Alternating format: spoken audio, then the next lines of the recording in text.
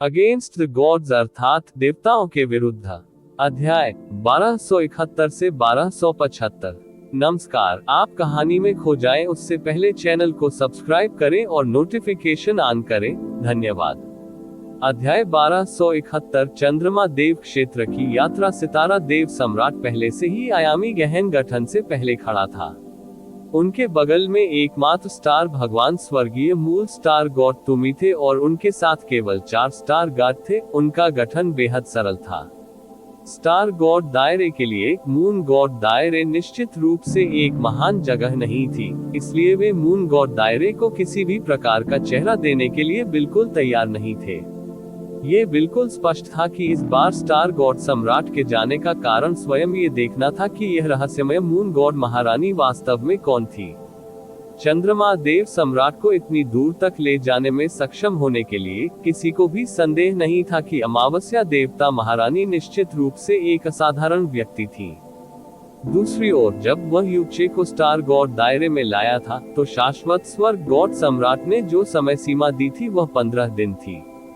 फिर भी भले ही स्टार गॉड सम्राट प्रस्थान करने वाला था, उसका स्पष्ट रूप से युचे को वापस लाने का कोई इरादा नहीं था। युनचे को नहीं पता था कि ऐसा इसलिए था क्योंकि वह नहीं चाहता था कि जैस्मिन उसे प्रवेश देने से मना कर दे या उसकी कोई अन्य योजना थी। हालांकि जैसे ही वह आयामी गहन संरचना में कदम रखने वाला था, उसकी भौहें उछल गईं और वह घूम गया। कैजी अत्यधिक तेज गति से आसमान से नीचे उतरा। उसके बाद उसने युचे को बहुत कठोर तरीके से जमीन पर फेंक दिया और साथ ही राहत की एक छोटी सांस लेते हुए कहा, आह, हम अभी भी अच्छे हैं, हम अभी भी अच्छे हैं। हमें लगभग देर हो चुकी थी। युचे ने कुछ हद तक दयनीय तरीके से अपनी स्थिरता वापस पा ली। उसके बाद उन्होंने यथाशीघ्र अपना सम्मान व्यक्त किया। जूनियर युचे स्टार गॉड सम्राट और स्वर्गीय मूल स्टार गॉड का स्वागत करते हैं। युनचे पर 2 भयानक निगाहें पड़ी। इस राजा ने वास्तव में सोचा था कि जैस्मीन तुम्हें रहने के लिए मजबूर करना चाहती थी, इसलिए मैं बस सोच रहा था कि मुझे शाश्वत स्वर्ग भगवान सम्राट को ये कैसे समझाना चाहिए। स्टार गॉड सम्राट ने ऐसी आवाज में बात की जो न तो गर्म थी और न ही ठंडी, और युचे इससे किसी भी प्रकार की मनोदशा को समझ नहीं सका। कैजी तुरंत असंतुष्ट हो गई और उसने कहा, तुम बिग सिस्टर को बिल्कुल भी नहीं समझती हो। अगर उसने कहा कि 15 दिन हो जाएंगे तो 15 दिन हो ही जाएंगे। यह एक दिन भी कम नहीं होगा, लेकिन एक दिन अधिक भी नहीं होगा। जैस्मीन स्टार गॉड सम्राट के प्रति घृणा और आक्रोश से भरी हुई थी और यह स्पष्ट था कि कैजी ने भी उसके साथ अधिक सम्मान के साथ व्यवहार नहीं किया था। तुमी ने हंसते हुए कहा, हे महामहिम, जैस्मीन का स्वभाव हमेशा से ऐसा ही रहा है। उसी समय उन्होंने स्टार गॉड सम्राट पर अर्थ से भरी नजर डाली। युचे स्टार गॉड सम्राट अभी भी युचे को देख रहा था और वह टकटकी जो सूर्य और चंद्रमा को भेद सकती थी, उसके व्यक्तित्व पर कुछ ढूंढ रही थी। स्टार गॉड ब्रोकन शेडो तकनीक में आपका प्रशिक्षण कैसा रहा? युचे ने तुरंत उत्तर दिया, स्टार गॉड ब्रोकन शेडो तकनीक वास्तव में इस ब्रह्मांड में सभी आंदोलन कौशल का शिखर है। इसकी अद्भुतता अफवाहों से भी बढ़कर है।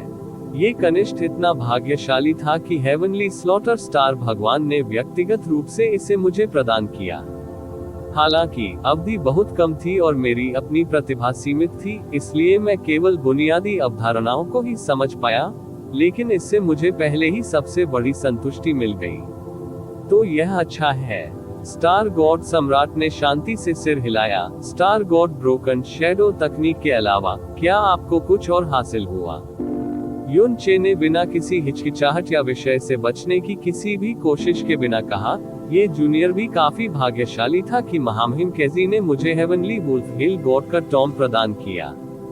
एक बार जब उन्होंने ये शब्द कहे तो स्टार गॉड सम्राट और तुमी की आंखों में केवल लहरें दिखाई दी, लेकिन उनके साथ चल रहे 4 महान स्टार गार्ड्स की अभिव्यक्तियां नाटकीय रूप से बदल गई क्योंकि उनकी आंखों में झटका स्पष्ट रूप से दिखाई दे रहा था। कैजी, क्या तुमने सच में युचे को heavenly wolf hell god storm सिखाया था? स्टार गॉड सम्राट की भौहें थोड़ी सिकुड़ गईं, जबकि उनकी आवाज कई सप्तक गहरी हो गई। ये सही है।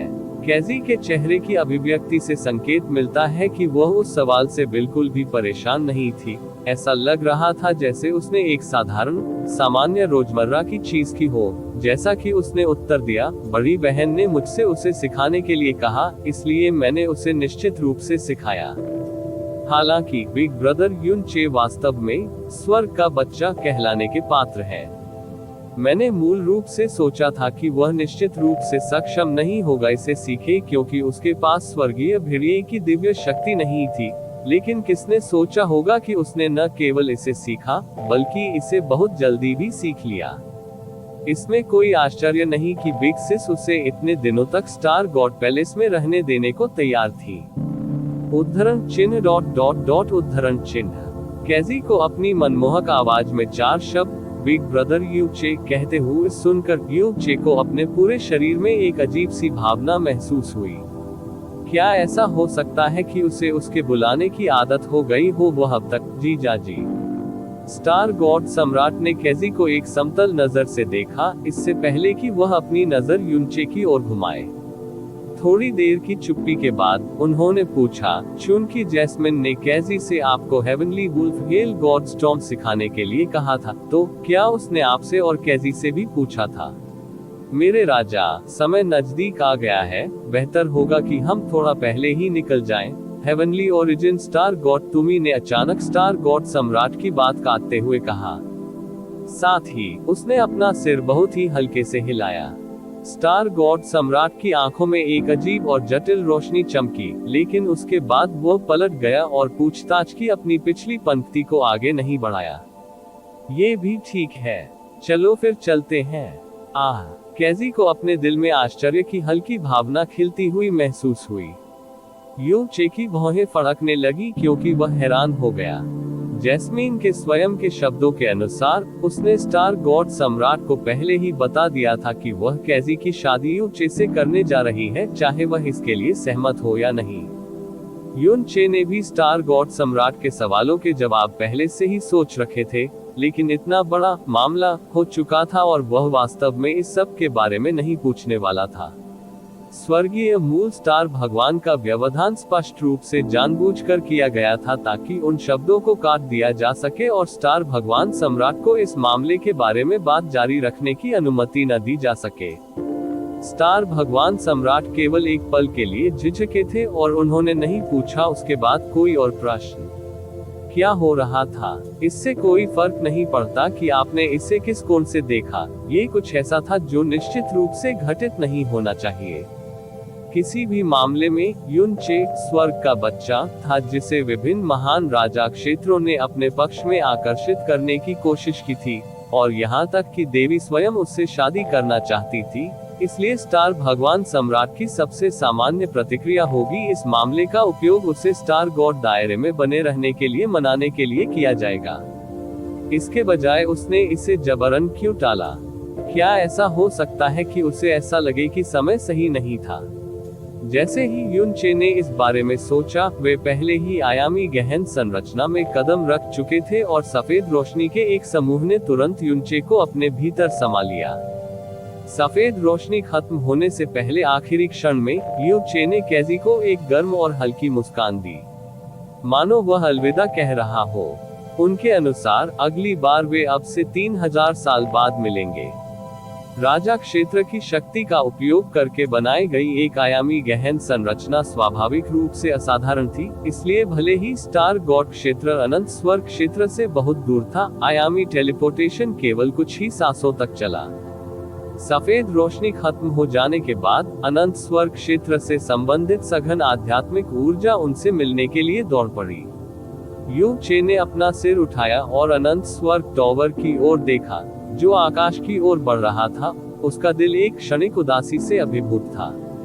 एक बार फिर अनंत स्वर्ग ईश्वर क्षेत्र में लौटने के बाद वह अनंत स्वर्ग ईश्वरीय क्षेत्र में प्रवेश करेगा। उनके दोनों जीवन का जोड़ मात्र 60 वर्ष का समय था, लेकिन अनंत स्वर्ग दिव्य क्षेत्र में प्रवेश करने के बाद वह पूरे 3000 वर्षों तक साधना में डूबे रहेंगे, और ऐसा करते समय वह पूरे 3 वर्षों के लिए इस दुनिया से अलग भी हो जाएंगे। 3000 साल वह ये भी अनुमान नहीं लगा सका कि 3000 वर्षों के बाद उसकी मान्यताओं या मानसिक स्थिति में किस प्रकार के परिवर्तन होंगे, और न ही उसे पता था कि उस समय वह वर्तमान के समान होगा या नहीं। जैसे ही उसने अपनी उदासी को दूर किया, उसने जैस्मिन द्वारा कहे गए हर शब्द के बारे में सोचा और उसके विचारों और निगाहों ने अपनी दृढ़ता वापस पा ली। जिस वर्तमान परिदृश्य का वह सामना कर रहा था, उसे देखते हुए ये वास्तव में उसका सबसे अच्छा और शायद एकमात्र विकल्प था। यह न केवल वर्तमान के लिए था, बल्कि यह भविष्य के लिए और भी अधिक था। आयामी गहन संरचना ने उन्हें अनंत स्वर्ग क्षेत्र के बाहरी इलाके में भेज दिया था। स्टार गॉड सम्राट ने नेतृत्व किया, वैसे उसके कदम धीमे और नाप तौल कर चल रहे थे। लेकिन उस क्षण तक भी जब उन्होंने शाश्वत स्वर्ग क्षेत्र की सुरक्षात्मक बाधा को पार कर शाश्वत स्वर्ग क्षेत्र के क्षेत्र में कदम रखा, तब तक उसने यूचे से एक भी चीज नहीं पूछी थी।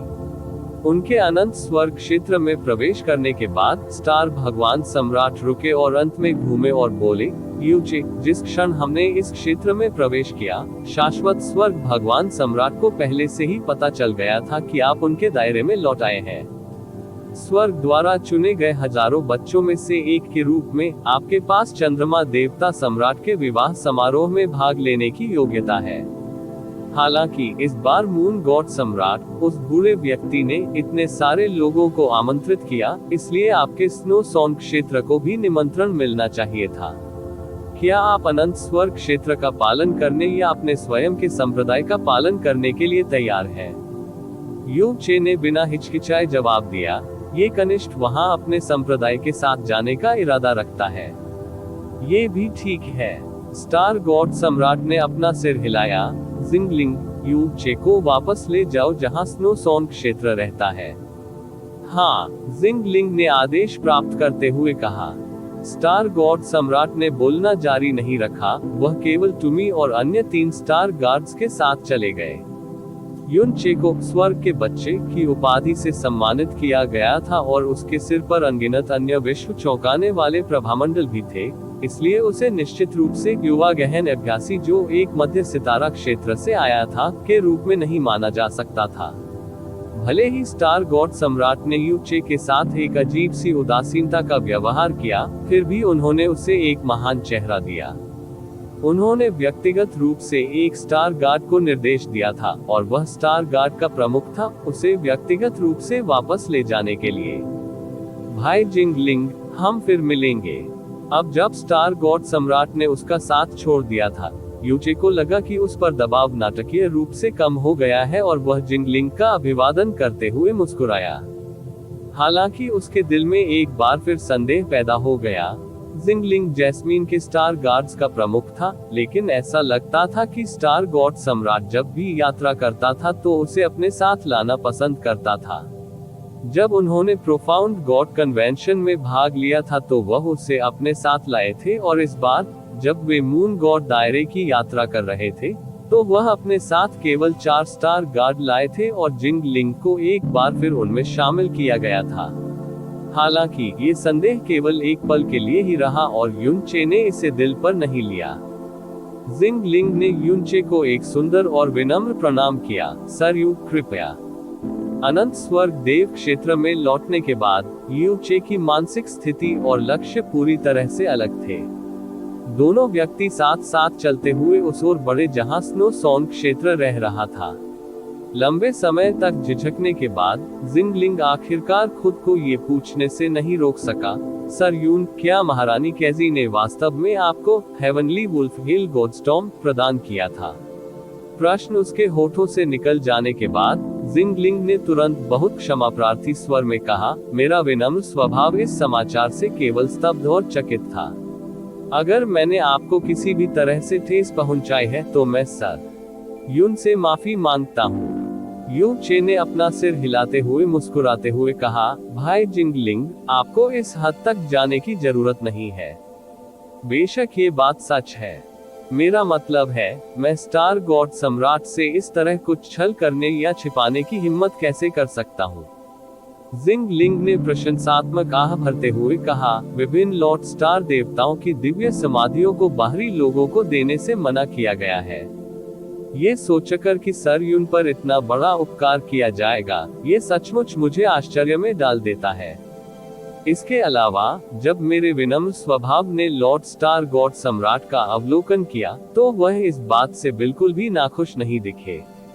आप ऑडियो बुक्स 108 देख रहे हैं। धोखेबाजों से सावधान रहें। यू चे हल्के से हंसे, लेकिन उन्होंने किसी भी बात की पुष्टि या खंडन नहीं किया।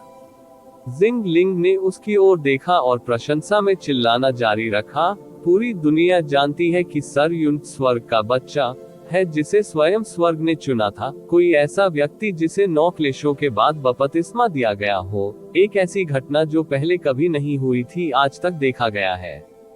मेरे लॉर्ड स्टार गॉड सम्राट और महामहिम कैजी के लिए सर यून के लिए इतनी दूर जाने को तैयार होना कुछ ऐसा है जो शायद वास्तव में बहुत अजीब नहीं है। हा हा हा, यू चे ने विषय बदलने से पहले सूखी हंसी उड़ाई। भाई जिंगलिंग, स्टार गॉड सम्राट ने इतना छोटा दल लाने का चुनाव क्यों किया, जब वह क्या आपने आसन विवाह समारोह में भाग लेने के लिए मून गॉड क्षेत्र में जाने का फैसला किया है? जिंग लिंग ने जवाब देते हुए कड़वी हंसी दी, भले ही सर यून इतने कम समय के लिए ईश्वर क्षेत्र में रहे हो, आपको हमारे 2 क्षेत्रों के बीच मौजूद शिकायतों के बारे में भी सुनना चाहिए था। इस बार यदि ये तथ्य न होता कि लॉर्ड स्टार गॉड सम्राट मून गॉड दायरे के नए मून गॉड एम्प्रेस के बारे में अत्यधिक उत्सुक थे, तो शायद वह व्यक्तिगत रूप से इसमें शामिल नहीं होते। आह, तो यह ऐसा ही है। जैसे ही दोनों व्यक्ति बातचीत कर रहे थे, वे पहले ही वहां पहुंच चुके थे जहां स्नो सॉन्ग क्षेत्र स्थित था। आधे महीने के दौरान जब यू चे स्टार गॉड दायरे में रुका था, ऐसा लग रहा था कि स्नो सॉन्ग क्षेत्र नहीं छोड़ा था और वह अनंत स्वर्ग क्षेत्र में भी रुका था। चंद्र देवता सम्राट ने इस बार अपने विवाह समारोह में शामिल होने के लिए लगभग पूरे पूर्वी दिव्य क्षेत्र को आमंत्रित किया था, इसलिए ये स्पष्ट था कि उन्होंने इस गहन ईश्वर सम्मेलन को ऐसा करने के लिए प्रेरित करने वाली प्रेरणा भी उधार ली थी। यू चे ने आंगन में उतरने से पहले जिंग लिंग को विदाई दी। पैलेस मास्टर बिंगयुन और एकत्रित बुजुर्ग शिष्य यू चे वापस आ गए हैं। म्यू बिंगयुन, म्यू हुआंजी और आइस फीनिक्स के बाकी बुजुर्ग और महल के स्वामी यहाँ थे और उनके साथ आए सभी शिष्य भी मौजूद थे। तो ये स्पष्ट था कि वे वर्तमान में चंद्र देवता क्षेत्र की यात्रा करने की भी तैयारी कर रहे थे। ये देखकर कि यू चे वापस आ गया है, मू बिंगयुन को अपने दिल को आराम महसूस हुआ। उसकी बर्फीली आंखें उसे माप रही थी और एक फीकी मुस्कान उसके होठों पर तैर रही थी। आह, तुम ठीक समय पर लौट आए।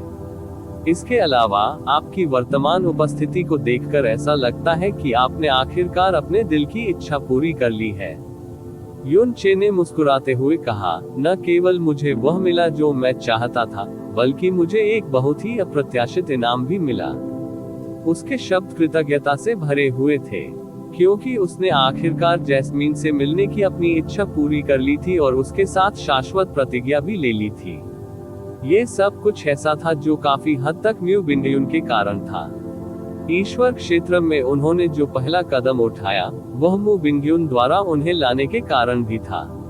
ओह, एक अप्रत्याशित इनाम। यह उतना महत्वपूर्ण नहीं है, यू चे ने कुछ शर्मिंदगी के साथ कहा। वह जिस अप्रत्याशित इनाम की बात कर रहा था वह वास्तव में कैजी था और उसे भी नहीं पता था कि ये शब्द उसके मुंह से क्यों निकल गए थे।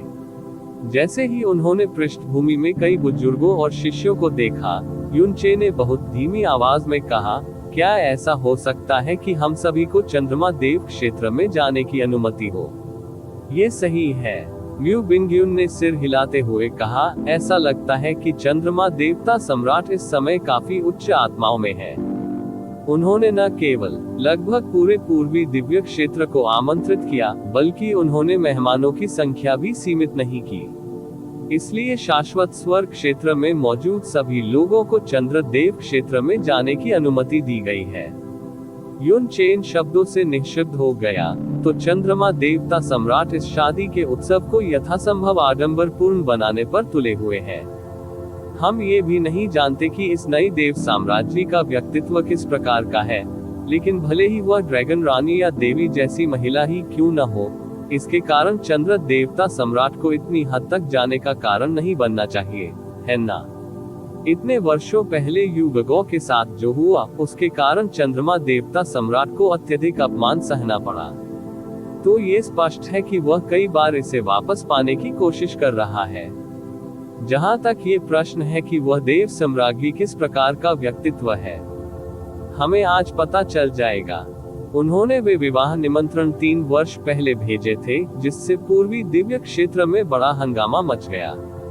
3 साल बीत चुके थे और न केवल चंद्रमा देवता सम्राट ने इस विवाह उत्सव में पैदा हुए हंगामे को शांत करने की कोशिश नहीं की, बल्कि उन्होंने इस अवसर को और अधिक भव्य बनाने की भी कोशिश की। इसके अलावा आज तक इस भगवान महारानी की पहचान अभी भी सभी के लिए एक रहस्य थी। तो इससे निस्संदेह सभी के मन में एक बड़ी उत्सुकता भी जगी। दूर से एक सफेद रंग का प्रकाश स्तंभ आकाश की ओर दौड़ा। म्यू बिंगयुन ने अपनी आंखें प्रकाश के उस स्तंभ की ओर उठाए और कहा, आयामी गहन संरचना सक्रिय हो गई है। अब चले। रिपोर्ट अध्याय टिप्पणियां अध्याय 1272 आकाश में दिव्य चंद्रमा। म्यू हुआनजी ने अपना सिर हिलाया, फिर मुड़कर कहा, यह आपके जीवन में चंद्रमा देव क्षेत्र में जाने का एकमात्र मौका हो सकता है। अपने शब्दों और कार्यों में सावधान रहें और कुछ भी न करें अनुचित, अन्यथा संप्रदाय गुरु भी आप लोगों को नहीं बचा पाएंगे। डिवाइन आइस फीनिक्स संप्रदाय के सभी शिष्यों ने अपनी स्वीकृति व्यक्त की और उनके चेहरे उत्साह से चमक उठे जिसे वे छुपाने में असमर्थ थे। एक राजा का क्षेत्र उनके लिए दिव्य महल के समान था, एक ऐसी जगह जहां वे कभी नहीं पहुंच सकते थे, भले ही वे इसके लिए कितनी भी इच्छा रखते हो। हालांकि न केवल वे गहरे ईश्वर सम्मेलन के कारण अनंत स्वर्ग क्षेत्र में प्रवेश करने के लिए पर्याप्त भाग्यशाली थे, बल्कि उन्हें चंद्रमा देव क्षेत्र में भी आमंत्रित किया गया था। वे सचमुच बहुत भाग्यशाली थे। क्या मास्टर वहां जाएंगे? यू चे ने धीमी आवाज में पूछा।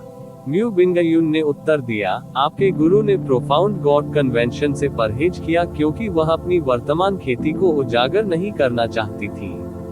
स्वाभाविक रूप से वह चंद्रमा देव क्षेत्र में भी प्रवेश नहीं करेगी। युन चे ने निराशा व्यक्त की, जैसे ही उन्होंने धीमी आवाज में कहा, अनजाने में हमें संप्रदाय छोड़े हुए इतना लंबा समय बीत चुका है और मुझे मास्टर की थोड़ी याद आ रही है। एक बार जब मैं शाश्वत स्वर्ग मोती में प्रवेश कर लूंगा तो मैं जीत जाऊंगा। मैं अगले 3000 वर्षों तक मास्टर को देख सकूंगा।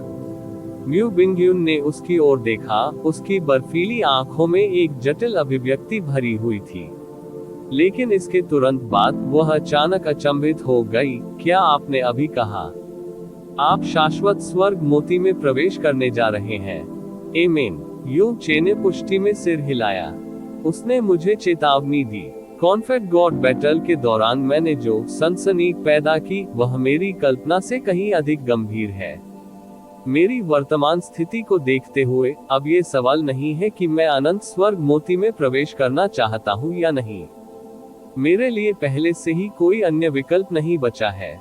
मू बिंगयुन थोड़ी देर के लिए चुप रही, फिर सिर हिलाया। वह सही है और आपके स्वामी भी निश्चित रूप से इस निर्णय को स्वीकार करेंगे। जहां तक आपकी मातृभूमि के लोगों की बात है, चूंकि म्यू बिंगयुन ही वह थी जो युन चे को ईश्वर के दायरे में लेकर आई थी, वह स्वाभाविक रूप से उस 5 साल के वादे से अवगत थी जो उसने लिटिल डेमन महारानी और अन्य लोगों के साथ किया था। उसने नर्म आवाज में कहने से पहले एक पल के लिए सोचा, मैं वापसी में आपकी देरी के बारे में उन्हें बताने का एक तरीका सोचूंगी। दूर दूर रोशनी के खंभे चमक रहे थे। चूंकि विचाराधीन घटना कोई और नहीं बल्कि मून गॉड रियलम का विश्व खतरनाक विवाह समारोह था। स्थापित किए गए आयामी टेलीपोर्टेशन संरचनाओं की संख्या भी असंख्य थी। लेकिन हालांकि टेलीपोर्टेशन का शुरुआती बिंदु शाश्वत स्वर्ग भगवान क्षेत्र से था, ये स्वाभाविक रूप से चंद्रमा भगवान क्षेत्र था जो काम करने के लिए आयामी टेलीपोर्टेशन संरचनाओं के लिए आवश्यक ऊर्जा संसाधन प्रदान कर रहा था। मून गॉड क्षेत्र एक राजा क्षेत्र हो सकता है, लेकिन इतने बड़े पैमाने पर टेलीपोर्टेशन संरचनाओं को बनाए रखने में अभी भी बहुत लागत आती है। लंबे समय तक इंतजार किए बिना स्नो सॉन क्षेत्र की भीड़ ने म्यू हुआनजी का एक आयामी गहन संरचनाओं में पीछा किया, जिसके बाद उन्हें पूर्वी दिव्य क्षेत्र के दूसरे राजा क्षेत्र में टेलीपोर्ट किया गया। इसके अलावा ये चंद्रमा देव क्षेत्र की परिधि नहीं थी जहां उन्हें टेलीपोर्ट किया गया था, बल्कि चंद्रमा भगवान क्षेत्र के लिए एक टेलीपोर्टेशन था। वे शाही शहर के ठीक सामने प्रकट हुए थे, जो कि मून गॉड क्षेत्र डिवाइन मून सिटी का मुख्य क्षेत्र था। प्रत्येक राजा क्षेत्र की अपनी अलग आभा होती थी, लेकिन उन सभी में अतुलनीय रूप से समृद्ध और शुद्ध आध्यात्मिक ऊर्जा होती थी। कोई भी साधारण सितारा क्षेत्र संभवतः उनकी तुलना नहीं कर सकता। दिव्य चंद्रमा शहर के सामने खड़े होकर और शहर के प्रवेश द्वार के बेहद ऊंचे और विशाल द्वार को देख रहे थे, जो उज्जवल चांदनी उत्सर्जित कर रहा था। पूर्वी दिव्य क्षेत्र के अनगिनत गहन चिकित्सक अपने स्थानों पर स्तब्ध खड़े थे, उनके दिलों में अत्यधिक आघात था। स्टार देव क्षेत्र और शाश्वत स्वर्ग देव क्षेत्र की तुलना में जहां युग से अब तक रहा था, चंद्रदेव क्षेत्र में प्रकाश की चमक स्पष्ट रूप से कुछ कम थी, लेकिन इसने वास्तव में सभी इमारतों के चारों ओर उज्जवल चांदनी को और भी अधिक दिव्य बना दिया था और आंख को पकड़ने वाला। उनके पैरों के नीचे की सड़क भी चांदनी पत्थरों से भरी हुई थी, जिससे हर कदम उठाने पर ऐसा महसूस होता था मानो वे प्रकाश के किसी मायावी क्षेत्र में चल रहे हों। चंद्रदेव क्षेत्र की दुनिया के अंदर अनगिनत चमकीली तारों की रोशनी चमक रही थी, और चंद्रदेव क्षेत्र में ऐसा लग रहा था मानो पूरी जगह हमेशा के लिए सबसे शुद्ध और चमकदार चांदनी में स्नान कर रही हो। पहली बार आने वाले पर्यटक अब चेतन रूप से सोचेंगे कि उन्होंने एक रहस्यमय भ्रामक क्षेत्र में कदम रखा है। तो यह चंद्रमा देव क्षेत्र है। यूचे भी प्रशंसा में आहें भरने के अलावा कुछ नहीं कर सका। ये बिल्कुल वैसा ही है जैसे हम एक अलग विमान की दुनिया में आ गए हैं। म्यू बिंगयुन ने युनचे को बताया, चंद्रदेव क्षेत्र दिव्य चंद्रमा की शक्ति में विश्वास करता है, और राजा क्षेत्र के रैंक में शामिल होने के पीछे सबसे महत्वपूर्ण कारक ये तथ्य है कि वे दिव्य चंद्रमा की शक्ति विरासत में प्राप्त कर सकते हैं। युनचे ने कहा, जब मैं स्टार गॉड दायरे में था, मैंने उसका उल्लेख सुना कि स्टार गॉड दायरे सितारों की शक्ति में विश्वास करता है, और सबसे महत्वपूर्ण बात यह है कि वे स्टार देवताओं की शक्ति विरासत में प्राप्त कर सकते हैं। स्टार गॉड क्षेत्र और मून गॉड क्षेत्र दोनों काफी हद तक एक जैसे हैं। जैस्मीन का इस विवाह समारोह में भाग लेने से असहमत होना स्वाभाविक था। मून गॉड दायरे के कारण उसने अपनी मां को खो दिया था। यह इस कारण से भी था कि जैस्मीन ने हमेशा मून गॉड दायरे के प्रति गहरी नफरत रखी थी। स्टार गॉड दायरे और मून गॉड दायरे के बीच कहीं अधिक समानताएं हैं। कई पहलुओं में दोनों क्षेत्र लगभग समान हैं। मू बिंगयुन ने समझाया, रिकॉर्ड के अनुसार चंद्रमा देवता और तारा देवता की उपाधियां सृजन देवता स्वर्ग दंड देने वाले दिव्य सम्राट मोई द्वारा प्रदान की गई थी।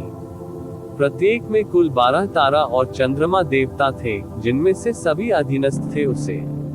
देवताओं के युग में उन सभी को अत्यंत उच्च दर्जा प्राप्त था, और उनके द्वारा छोड़ी गई दिव्य शक्तियां भी स्वाभाविक रूप से अत्यंत शक्तिशाली हैं। इसके अलावा उन्हें संगत जहाजों द्वारा पीढ़ी दर पीढ़ी विरासत में प्राप्त किया जा सकता है।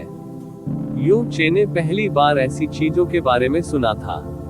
तारा देव सम्राट एक तारा देवता है, और चंद्र देव सम्राट इसी तरह एक चंद्र देवता है।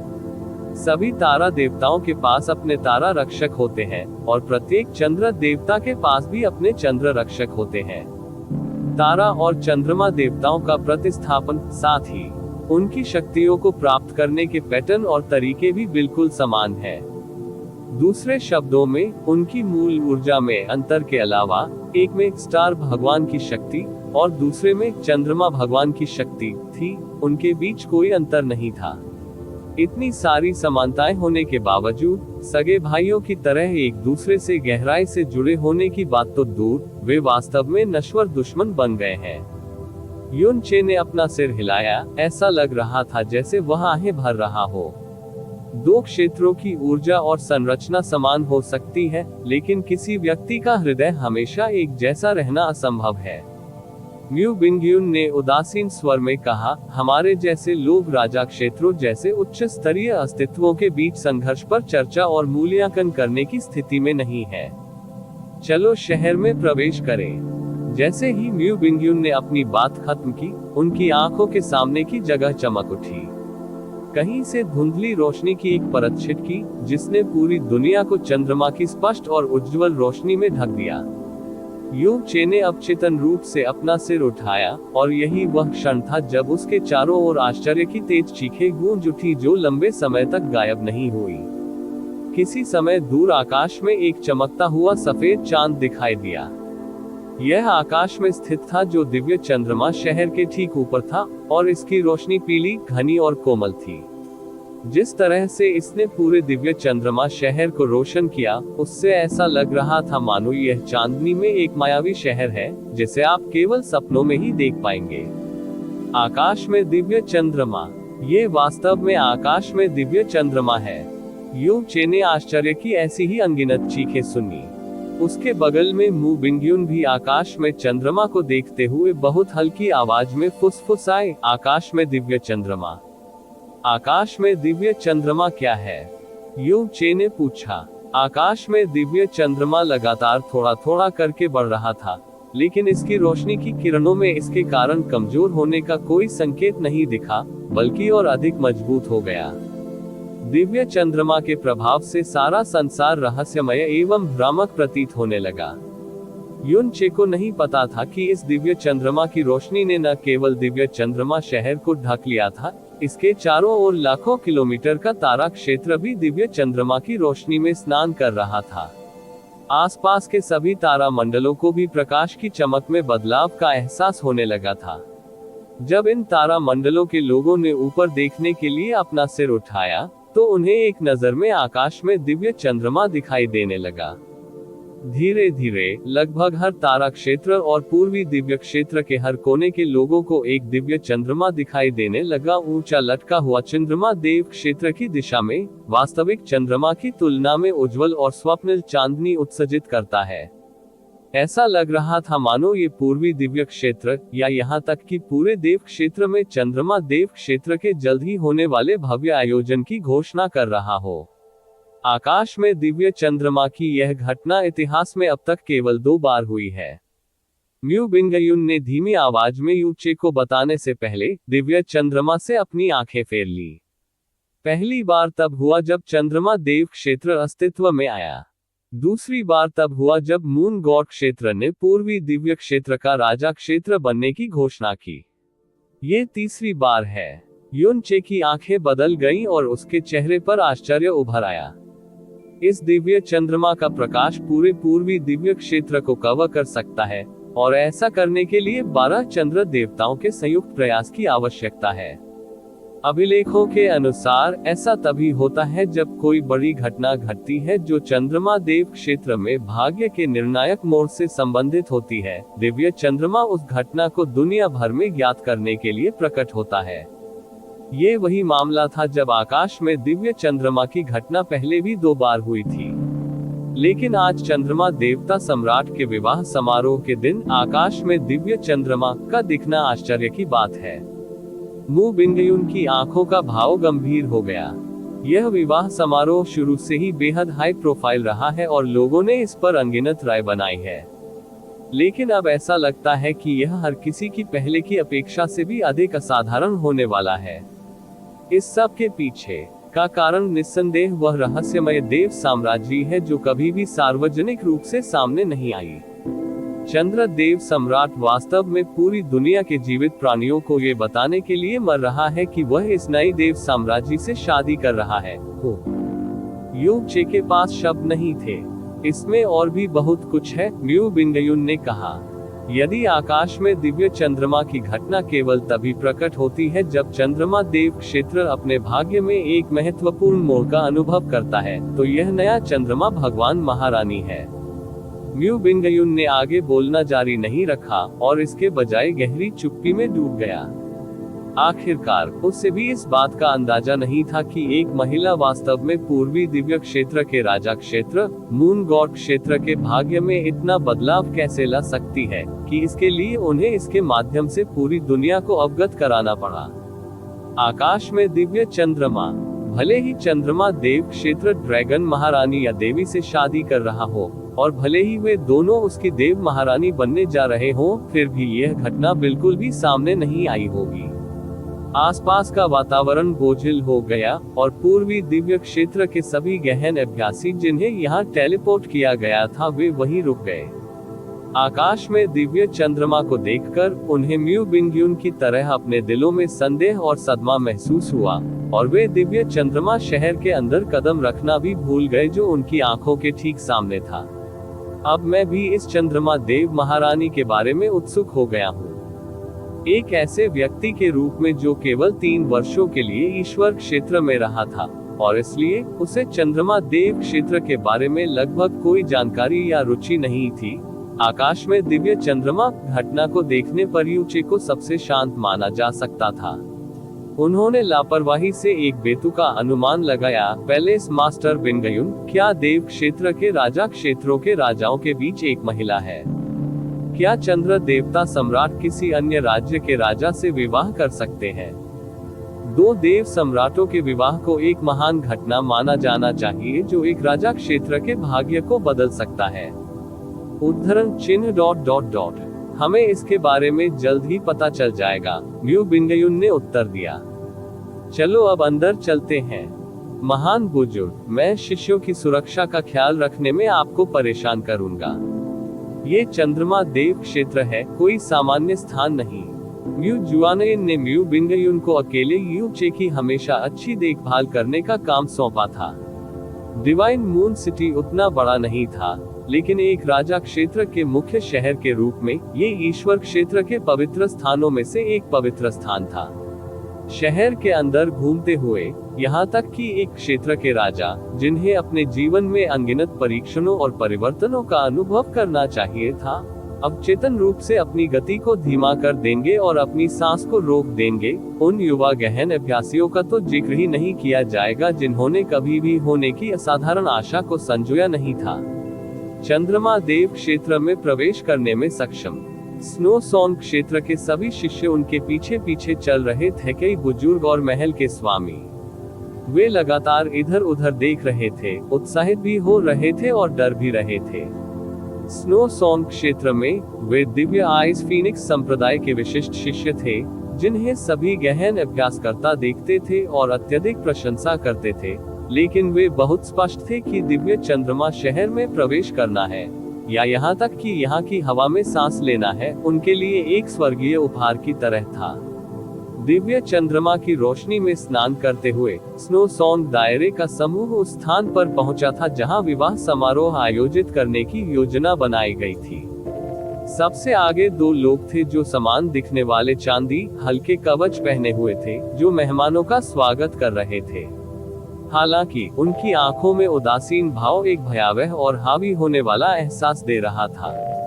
जब उनकी नजर समूह पर पड़ी तो अनजाने में उनके द्वारा छोड़ा गया डराने वाला दबाव इतना भयानक था कि इससे स्नो सॉन्ग दायरे के शिष्यों का पूरा शरीर एक ही बार में अकड़ गया और उनके शरीर में रक्त का प्रवाह लगभग बंद हो गया।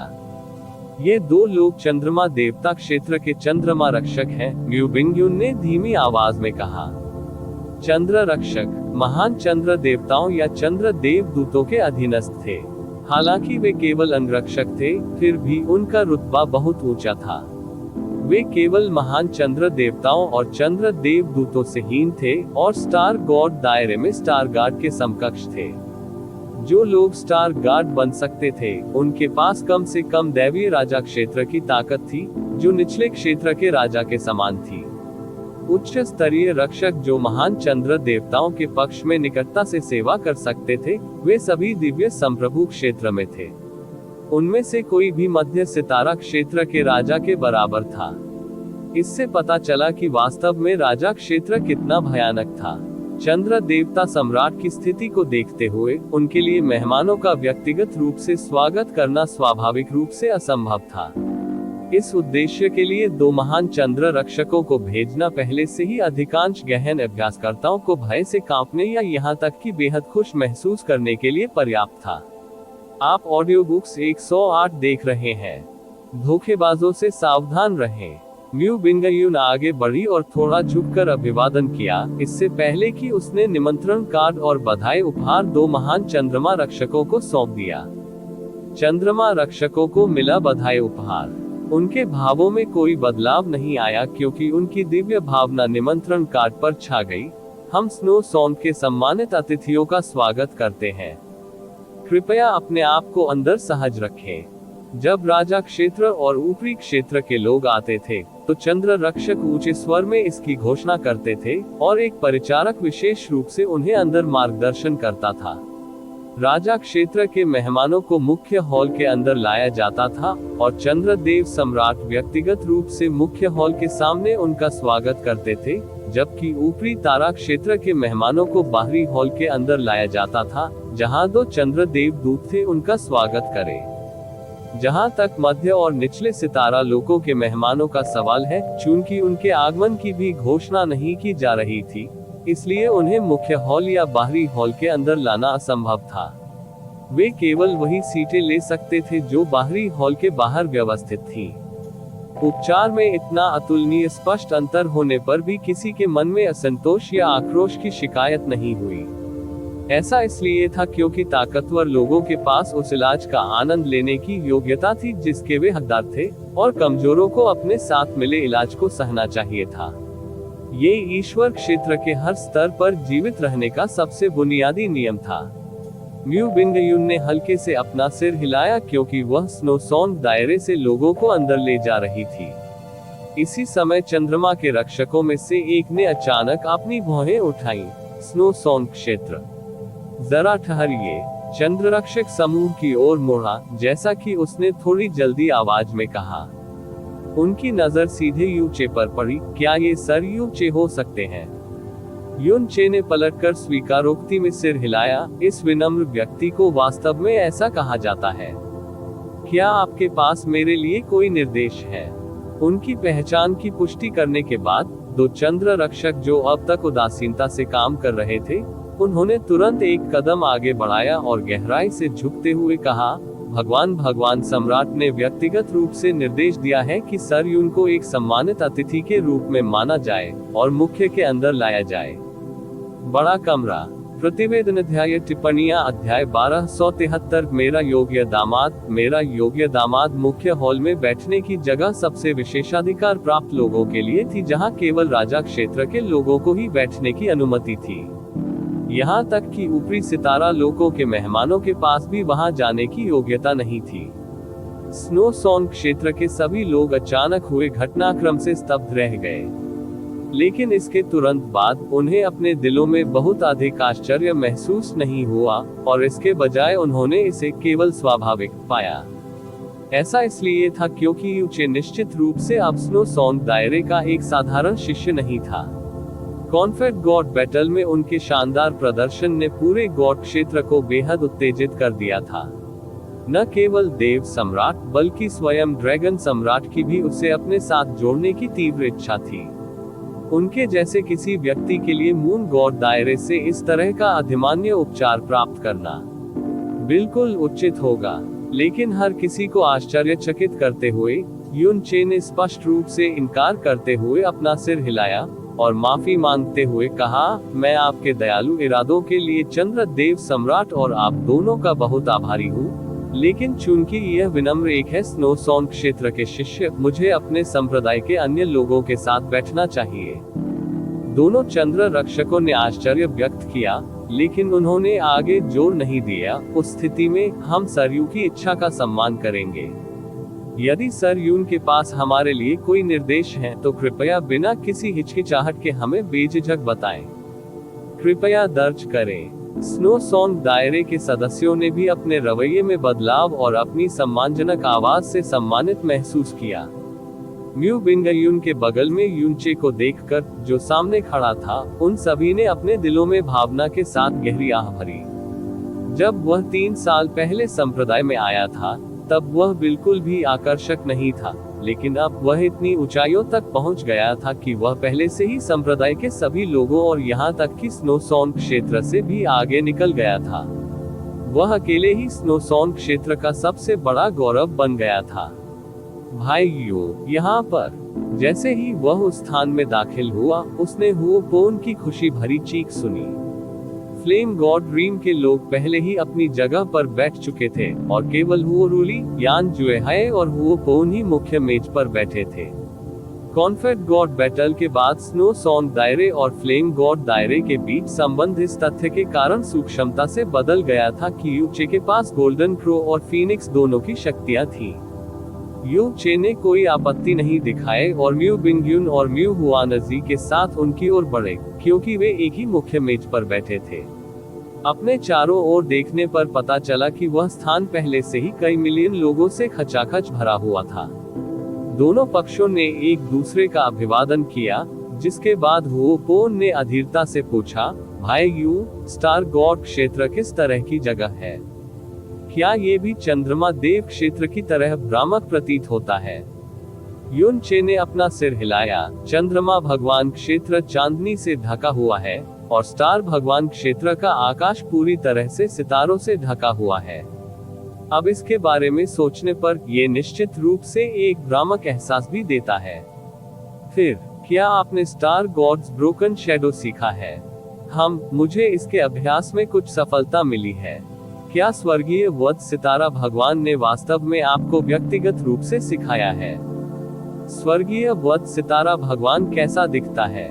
कहा जाता है कि वह बेहद डरावनी है। क्या आप ठीक से वहीं रह रहे थे?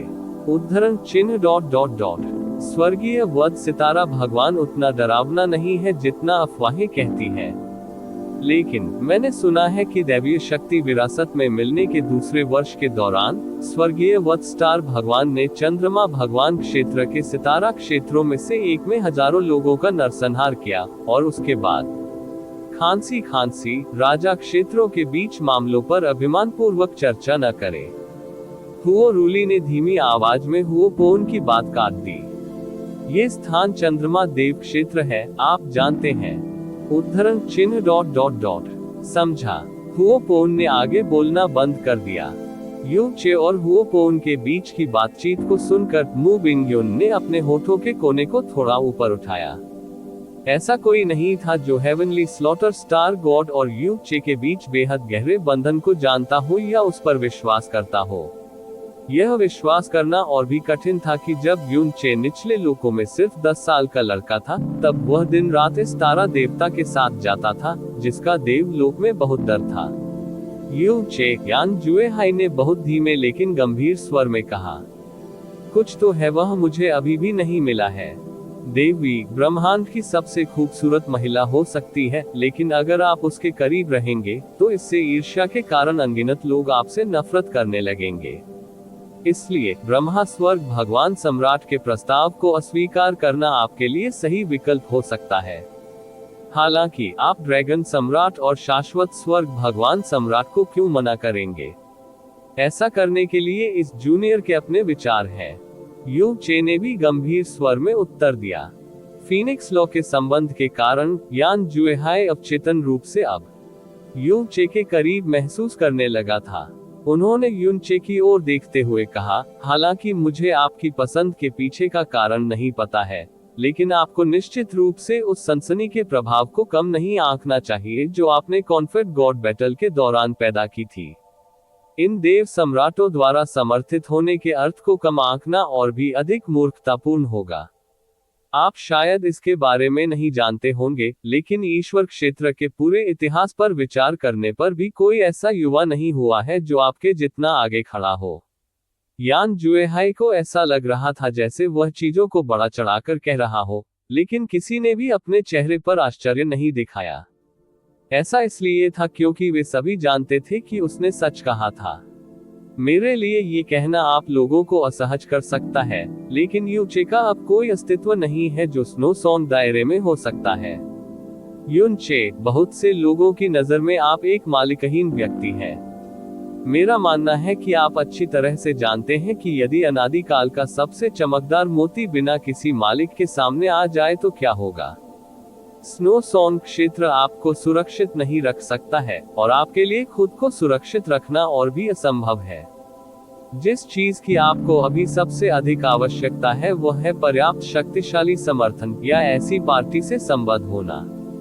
यान जुएहाई के शब्दों और जैस्मिन की उसे दी गई चेतावनी में काफी समानता थी।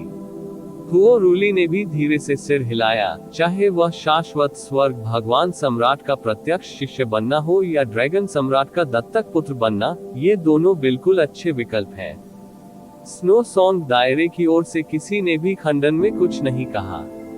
वे कहते हैं कि जैड अंगूठी को संजोकर रखना एक अपराध बन जाता है, और युनचे जैसे व्यक्ति का होना इतना भयानक अपराध था कि इससे पूरे ईश्वर क्षेत्र में सनसनी फैल जाएगी। युनचे ने अपना सिर हिलाया और बहुत शांत तरीके से कहा, मैं सलाह के लिए दोनों संप्रदाय के गुरुओं को धन्यवाद देता हूँ। ये कनिष्ठ अभी शाश्वत स्वर्ग दिव्य क्षेत्र में प्रवेश करने जा रहा है और योजना बनाएगा कि शाश्वत स्वर्ग मोती को छोड़ने के बाद क्या करना है। एमेन। अपनी बात कहने के बाद हुओ रूली और यान जुएहाई ने इस मामले पर और कुछ नहीं कहा। हाँ, हुओ पोन की ओर अपनी निगाहें डालने से पहले यूचे की ओर देखते हुए हुओ रूली ने अपने दिल में एक लंबी आह भरी। वे दोनों उम्र में करीब थे, लेकिन कॉन्फेड गॉड बैटल के दौरान करारी हार झेलने के बाद हुओ पोन की सजा लगभग रद्द हो गई थी। दूसरी ओर, इस तथ्य के बावजूद कि यूचे लगातार सुर्खियों में थे और उन पर अकल्पनीय रूप से भारी दबाव भी था, वह एक बुरे भिक्षु की तरह शांत थे। इसके अलावा, भले ही उनकी ताकत पर ध्यान न दिया जाए, फिर भी उनकी मानसिक स्थिति में जमीन आसमान का अंतर था। अधिक से अधिक अतिथि आए और विशाल बाहरी बैठने का क्षेत्र मध्य तारा लोकों और निचले तारा लोकों के सभी आगंतुकों को समायोजित कर रहा था। लेकिन इसमें कोई संदेह नहीं था कि जिस स्थान पर सबसे अधिक ध्यान आकर्षित किया गया था वह स्थान था जहां स्नो सॉन्ग क्षेत्र और फ्लेम गॉड क्षेत्र विराजमान थे। ऐसा इसलिए था क्योंकि पूर्वी दिव्य क्षेत्र में कोई भी ऐसा नहीं था जो अब स्नो सॉन्ग रियलम नाम से नहीं जानता था। हुओ पोन के कारण और उससे भी अधिक यूचे के कारण फ्लेम गॉड क्षेत्र भी काफी प्रसिद्ध हो गया था। विशेष रूप से गोल्डन क्रो फ्लेम और फीनिक्स फ्लेम ने एक बार फिर सभी को सम्मानित गॉड स्टेज पर दिव्य ज्वालाओं की शक्ति से अवगत कराया था। इसके विपरीत केवल कुछ ही लोगों को वर्मिलियन बर्ड फ्लेम याद थी, जो तीनों दिव्य ज्वालाओं में सबसे मजबूत थी। आग की लपटें। इसके अलावा मध्य सितारा क्षेत्र से केवल 2 लोग जो सफलतापूर्वक कॉन्फेड गॉड बैटल में प्रवेश कर चुके थे, वे स्नो सॉन्ग क्षेत्र और फ्लेम गॉड क्षेत्र से थे। इसके अलावा युनचे मध्य और निचले सितारा क्षेत्रों के सभी युवा गहन चिकित्सकों का गौरव भी बन गया था। यह उनके द्वारा ऊपरी तारा क्षेत्र के एकाधिकार को पूरी तरह से समाप्त करने के कारण था जब बात कॉन्फेड गॉड बैटल की आई। इससे उन्हें एक एहसास हुआ, प्रसन्नता का अभूतपूर्व स्तर। अनगिनत अस्पष्ट या चमकती निगाहें 2 तारा मंडलों की ओर केंद्रित थीं, जिनमें ईर्ष्या, श्रद्धा, प्रशंसा और निश्चित रूप से ईर्ष्या जैसी विभिन्न भावनाएं भी शामिल थीं। इसमें कोई संदेह नहीं था कि इनमें से अधिकांश निगाहें यूचे की ओर निर्देशित थीं। फ्लाइंग स्टार क्षेत्र आ गया है। दिव्य मार्शल क्षेत्र आ गया है। उत्पत्ति आत्मा महान क्षेत्र आ गया है। चमकता हुआ प्रकाश क्षेत्र आ गया है। केवल राजा क्षेत्र और ऊपरी तारा क्षेत्र के लोग ही अपने आगमन की घोषणा मून गार्ड्स द्वारा कर सकते थे। जैसे ही आकाश उनकी आवाजों से हिल गया, ग्लेज्ड लाइट दायरे से समूह तेजी से आ गया, जिसके आसपास नीली रोशनी हल्की हल्की फैल रही थी। सबसे आगे स्वाभाविक रूप से glazed light realm king Shui Qianheng थे। उसके पीछे युनचे शुई यंगयू, शुई यंगहेन, साथ ही शुई मेइन को देख सकता था, जिसने काली स्कर्ट पहनी हुई थी और आकर्षक काली आंखों वाली थी। लगभग उसी क्षण जब यूचे ने उनकी ओर देखा, शुई मेइन की आंखें बिना किसी मामूली विचलन या देरी के यूचे के संपर्क में आ गईं, जिससे उसकी भौहें थोड़ी टेढ़ी हो गईं। उसने तीखी और तेज आवाज में कहा, बड़े भाई यूचे। उस प्यारी चीख ने सुनने वालों की हड्डियां बहुत सुन्न कर दी। स्ट्रीमिंग स्टार की तरह बड़े कदमों के साथ सीधे यूचे की ओर बढ़ने से पहले शुई कियानहेंग ने अपनी निगाहें घुमाई। शुई कियानहेंग कौन थे? वह ऊपरी सितारा लोकों के बीच 3 दिग्गजों में से एक का शासक था। वह इतना उत्कृष्ट अस्तित्व था कि मध्य और निम्न सितारा लोकों के इन लोगों के पास उसे डैडी कहने की योग्यता भी नहीं थी। उनके आगमन पर सभी गहन अभ्यासकर्ता उन्हें सम्मान देने के लिए जल्दी से अपनी सीटों से उठ गए, लेकिन उन्होंने उन पर नजर नहीं डाली और यू चे के पास चले गए क्योंकि उन्होंने बड़े कदमों के साथ उनके बीच की दूरी को कम कर दिया। इससे पहले कि यू चे कोई प्रतिक्रिया दिखा पाता, उसने बड़े प्यार से अपना कंधा थपथपाया। हा हा हा हा, मेरे योग्य दामाद, मैं देख रहा हूँ कि आप पहले ही यहाँ आ चुके हैं। मैंने अनावश्यक रूप से अनंत स्वर्ग ईश्वर क्षेत्र में आपकी तलाश में इतना समय बिताया। यू चे एक कनिष्ठ के रूप में उसे प्रणाम करने ही वाला था, तभी उसके कान उसकी मन को झकझोर देने वाली तेज हंसी से गूंज उठे। बाद में उसने शुई किंगहेन को संबोधित करने के लिए जिस शब्द का इस्तेमाल किया था, उसे सुनकर उसने उसके चेहरे पर लगभग थूक दिया। मेरे योग्य दामाद। वे सभी लोग जो उसका स्वागत करने के लिए खड़े हुए थे, जैसे यान जुएहाई, म्यू हुआनजी और बाकी, उनके चेहरे पर हैरानी के भाव थे। Senior Shuey. युन चे किसी तरह अपना अभिवादन व्यक्त करने में कामयाब रहा। शुई क्यानहेंग ने अपनी भौहें ऊपर उठाई और असंतुष्ट होकर कहा, हा। सीनियर शुई से आप क्या समझते हैं? आप इतना दूर का अभिनय क्यों कर रहे हैं? बस मुझे ससुर कहो। यू चे ~। शुई मेइन का चेहरा लाल हो गया। उसने शर्मीले और डरपोक अंदाज में कहा, पिताजी, मैंने अभी तक बिग ब्रदर यू चे से शादी नहीं की है, आप जानते हैं। शुई क्यानहेंग ने भव्यता से अपना हाथ लहराया। किसी भी मामले में ये देर सवेर होने वाला है, इसलिए इससे कोई फर्क नहीं पड़ता, भले ही हम शादी से पहले एक दूसरे को इस तरह से संबोधित करना शुरू कर दें।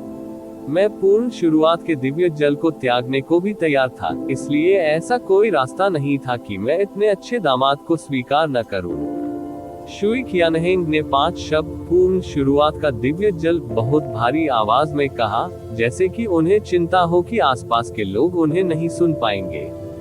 स्नो सॉन क्षेत्र के सभी लोगों के माथे पर 3 काली रेखाएं उभर आईं। उन्हें स्पष्ट रूप से याद था कि कैसे वह शुई मेइन से संबंधित मामले के कारण इतना क्रोधित था कि वह यू चे को थप्पड़ मारने के लिए मर रहा था। उनके रवैये में इतना बदलाव सचमुच कुछ ज्यादा ही था। इसके अलावा, आखिर इसका आपसे क्या लेना देना है, शुई क्यानहेंग? ये शुई मेइन थी जिसने परिणामों की परवाह किए बिना इसे चुरा लिया था, और फिर शुई यंगहेन जो डर से कांपते हुए इसे चुपचाप ले आई थी। यदि इसकी खोज उस समय शुई क्यानहेंग ने की होती, हम शुई मेइन ठीक होती, भले ही उसने कितनी भी बड़ी गलती की हो, लेकिन जहां तक शुई यंगहेन की बात है, उसके पैर तोड़ना भी एक अपराध माना जाता। हल्की सजा। शुई यंगेन के दांत बजने लगे और उसके मुंह का कोना हिल गया। इससे पहले उसने शुई यंग्यू से धीमी आवाज में पूछा, क्या हमारे शाही पिता हमेशा इतने बेशर्म रहे हैं? शुई यंग्यू ने सिर हिलाया। अन्य लोग आश्रय देने का साहस भी नहीं करेंगे शुई क्यानहेंग के दामाद बनने की असाधारण इच्छा, चाहे वे कितनी भी बार पैदा हुए हो। लेकिन इस समय हर कोई देख सकता था कि शुई क्यानहेंग अपनी प्रतिष्ठा की परवाह किए बिना सक्रिय रूप से यू चे से चिपकी हुई थी। उनके रवैये को देखते हुए, अपनी छोटी बेटी को तो छोड़ ही दें, जिसे उन्होंने सबसे ज्यादा लाड प्यार दिया था। अगर युन चे ने अपनी दोनों बेटियों के लिए कहा, तो भी वह इससे बिल्कुल भी अप्रसन्न नहीं होंगे, और हो सकता है कि वह ऐसा करते हुए कान से कान तक मुस्कुराते हुए भी ऐसा कर सके। आप ऑडियो बुक्स 108 देख रहे हैं। धोखेबाजों से सावधान रहें। ऐसा इसलिए था क्योंकि दूसरा पक्ष कोई और नहीं बल्कि यू चे था, स्वर्ग का बच्चा। यहाँ तक कि ब्रह्मा स्वर्ग भगवान सम्राट भी उनके दामाद बनना चाहते थे। ऐसी स्थिति में युन चे उससे सहमत या असहमत नहीं हो पा रहा था, इसलिए वह जवाब में केवल सूखी हंसी ही छोड़ सका। मेरे योग्य दामाद, आपको इस विवाह समारोह में भाग लेने के बाद शाश्वत स्वर्ग मोती में प्रवेश करने की तैयारी करनी चाहिए। शुई क्यानहेंग का स्वर काफी ऊंचा था, मानो उसे इस बात की बिल्कुल भी परवाह नहीं थी कि दूसरे लोग उसकी बातें सुन रहे हैं। हालांकि यह कहा जाता है कि प्रवेश करने पर हर किसी की अपनी एक छोटी सी दुनिया होगी। जब तक दूसरा पक्ष प्रवेश की अनुमति देता है, किसी और की छोटी दुनिया में प्रवेश करना संभव है। आपको और मेइन को एक दूसरे का ख्याल रखने और समर्थन करने की जरूरत है। इस तरह आपका विकास निश्चित रूप से सामान्य से कहीं अधिक तेज होगा, और आप दोनों के बीच भावनाओं को भी गहरा कर सकते हैं। जब आप 3 साल बाद अनंत स्वर्ग दिव्य क्षेत्र से बाहर आएंगे तो ये राजा तुरंत आप दोनों के लिए विवाह समारोह आयोजित करेगा। मुझे लगता है कि आप दोनों के लिए शादी करने का ये और भी बेहतर समय होगा। हा हा हा हा। ही पिता बहुत अच्छे हैं। शुई मेरिन की सुंदर भौहें अर्धचंद्राकार की तरह घुमावदार थी।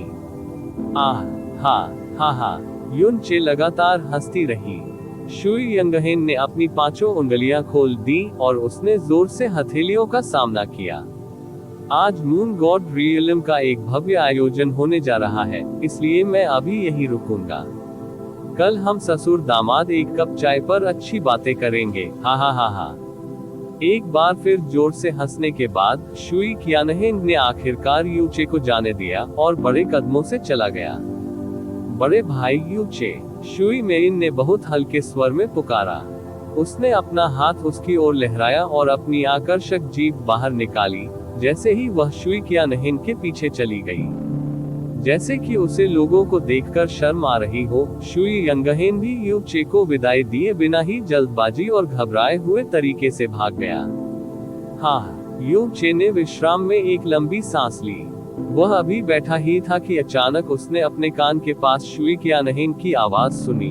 अनंत स्वर्ग मोती में प्रवेश करने से पहले आपको अनंत स्वर्ग ईश्वर क्षेत्र में रहने की आवश्यकता है। कहीं और मत जाओ। जब तक आप और मेरिन शाश्वत स्वर्ग मोती में प्रवेश नहीं कर लेते, मैं भी शाश्वत स्वर्ग देव क्षेत्र में रहूंगा। वहां निश्चित रूप से ऐसे लोग हैं जो आपको शाश्वत स्वर्ग मोती में प्रवेश करते हुए देखने की उम्मीद नहीं करते हैं, इसलिए आपको सावधान रहना चाहिए। आपको ब्रह्मा सम्राट देवी से विशेष रूप से सावधान रहने की आवश्यकता है। युन चे ने अपना सिर शुई कियानहेन की दिशा में घुमाया, तभी पता चला कि वह पहले ही इतनी दूर जा चुका था कि उसकी छाया भी नहीं देखी जा सकती थी। रिपोर्ट अध्याय टिप्पणियां अध्याय 1274 देव महारानी अपनी उपस्थिति दर्ज कराती है। आप वास्तव में प्रेम संबंधों में शामिल होने के लिए पैदा हुए हैं। निचले लोकों में ऐसा ही था और यहाँ भी वही हो रहा है। म्यू बिंगयुन ने हल्के से अपना सिर हिलाया। जैसे ही म्यू जुवानयिन की छवि उसके दिमाग में कौंधी, उसने अंदर से एक आह भरी और उसका बर्फीला दिल थोड़ा अस्त व्यस्त हो गया। मैं भी नहीं जानता कि वह अचानक मुझे क्यों पसंद करने लगी। ये बस एक अकल्पनीय विकास है। यू चे ने अपने माथे को अपने हाथ से सहारा दिया, क्योंकि उसके चेहरे पर एक उदासी छा गई। कॉन्फेड गॉड स्टेज पर उन्होंने शुई मेरिन का फायदा उठाने के लिए काफी घृणित तरीकों का इस्तेमाल किया था। ऐसा अनुभव करने के बाद शुई मेरिन का तिरस्कार करना और उससे घृणा करना सबसे सामान्य प्रतिक्रिया होगी, लेकिन वास्तविक परिणाम बिल्कुल विपरीत था। अब भी उन्हें इसके पीछे का कारण समझ नहीं आया। एक छोटी लड़की की सोच को कौन बता सकता है? ये सचमुच दुनिया की सबसे अजीब चीज है। हालांकि यह कोई बुरी बात भी नहीं है। म्यू बिंगयुन बोलते हुए पलटी। आपको ब्लेस्ड लाइट दायरे की युवा राजकुमारी की आराधना के साथ साथ ब्लेस्ड लाइट दायरे के राजा की स्वीकृति भी मिल रही है। इसका मतलब है कि आपने भी प्राप्त कर लिया है चमकता हुआ प्रकाश क्षेत्र की सुरक्षा। पूर्वी दिव्य क्षेत्र के 3 सबसे मजबूत ऊपरी सितारा क्षेत्रों में से एक के रूप में, यहाँ तक कि एक राजा क्षेत्र भी ब्लेस्ड लाइट क्षेत्र की ताकत को कम नहीं करेगा। मैं इस उद्देश्य के लिए किसी की भावनाओं का उपयोग नहीं कर सकता। युन चे ने अपना सिर हिलाया। रहने भी दो, चलिए इसके बारे में बाद में बात करते हैं। शुई कियानहेन की आवाज उसके दिमाग में गूंज रही थी, खासकर वे शब्द जो उसने अंत में कहे थे। ब्रह्मा सम्राट देवी से सावधान रहें। अधिक से अधिक मेहमान आते रहे और निमंत्रण प्राप्त करने वाले सभी सितारा क्षेत्र समय पर पहुंचे। उनमें जरा सी भी लापरवाही दिखाने की हिम्मत नहीं हुई। पूर्वी डिवाइन क्षेत्र के सबसे पवित्र स्थानों में से एक के रूप में डिवाइन मून सिटी में संभवतः इस दिन की तरह कभी हलचल नहीं रही होगी। विवाह समारोह शुरू होने का समय नजदीक आता गया। विवाह समारोह विशाल आकाश के सामने आयोजित होने वाला था, ताकि पूरी दुनिया को चंद्रमा देव क्षेत्र में होने वाले भव्य आयोजन के बारे में पता चल सके। ये भी अफवाह थी कि पूर्वी दिव्य क्षेत्र के इतिहास में इसे दर्ज कराने के लिए समारोह की तैयारियों में कई साल खर्च किए गए थे। लेकिन भले ही यह स्थान डिवाइन मून सिटी था, ऐसा नहीं था कि सभी आगंतुक अपने अपने स्थानों पर बैठे थे। आकाश में बहुत दूर बादल और धुंध की कई परतों के पीछे कियान यंग र चुपचाप हवा में खड़ा था। उसका सुनहरा लबादा उसके शरीर के बिल्कुल सही आकार को रेखांकित कर रहा था। वह दिव्य चंद्रमा के नीचे खड़ी थी, ऊपर से बरस रही चांदनी में स्नान कर रही थी। उसका चेहरा छिपा हुआ था, लेकिन उसकी निराकार भव्यता दिव्य महल की एक सच्ची देवी की चमक को भी कम करने और उसे अपनी हीनता पर शर्मिंदा करने के लिए पर्याप्त थी। उसके पास अभी भी केवल एक सिकुड़ा हुआ और टेढ़ा बूढ़ा व्यक्ति था। गूझू, खांसी, खांसी, खांसी। सिकुड़े हुए बूढ़े व्यक्ति ने हल्की कर्कश खांसने की आवाज निकाली, मानो ये संकेत हो कि उसके जीवन की लौ धीरे धीरे बुझ रही थी। हालांकि उसकी कीचड़ भरी आंखों के भीतर एक दिव्य प्रकाश छिपा हुआ था जो हर चीज के आर पार देख सकता था। पहले पूरे पूर्वी दिव्य क्षेत्र को आमंत्रित करना, और अब आकाश में ये दिव्य चंद्रमा। कियाना ये यंग र ने धीमी आवाज में कहा, यू हुआ ने सचमुच मेरी जिज्ञासा बढ़ा दी है।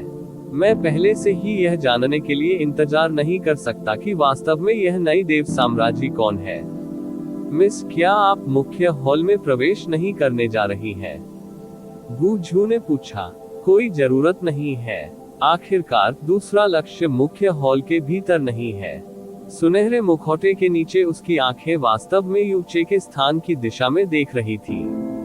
हा, गूझू धीरे से हंसा। चंद्रमा देव महारानी की तुलना में ये बच्चा मिस के यहाँ आने का असली कारण है ना?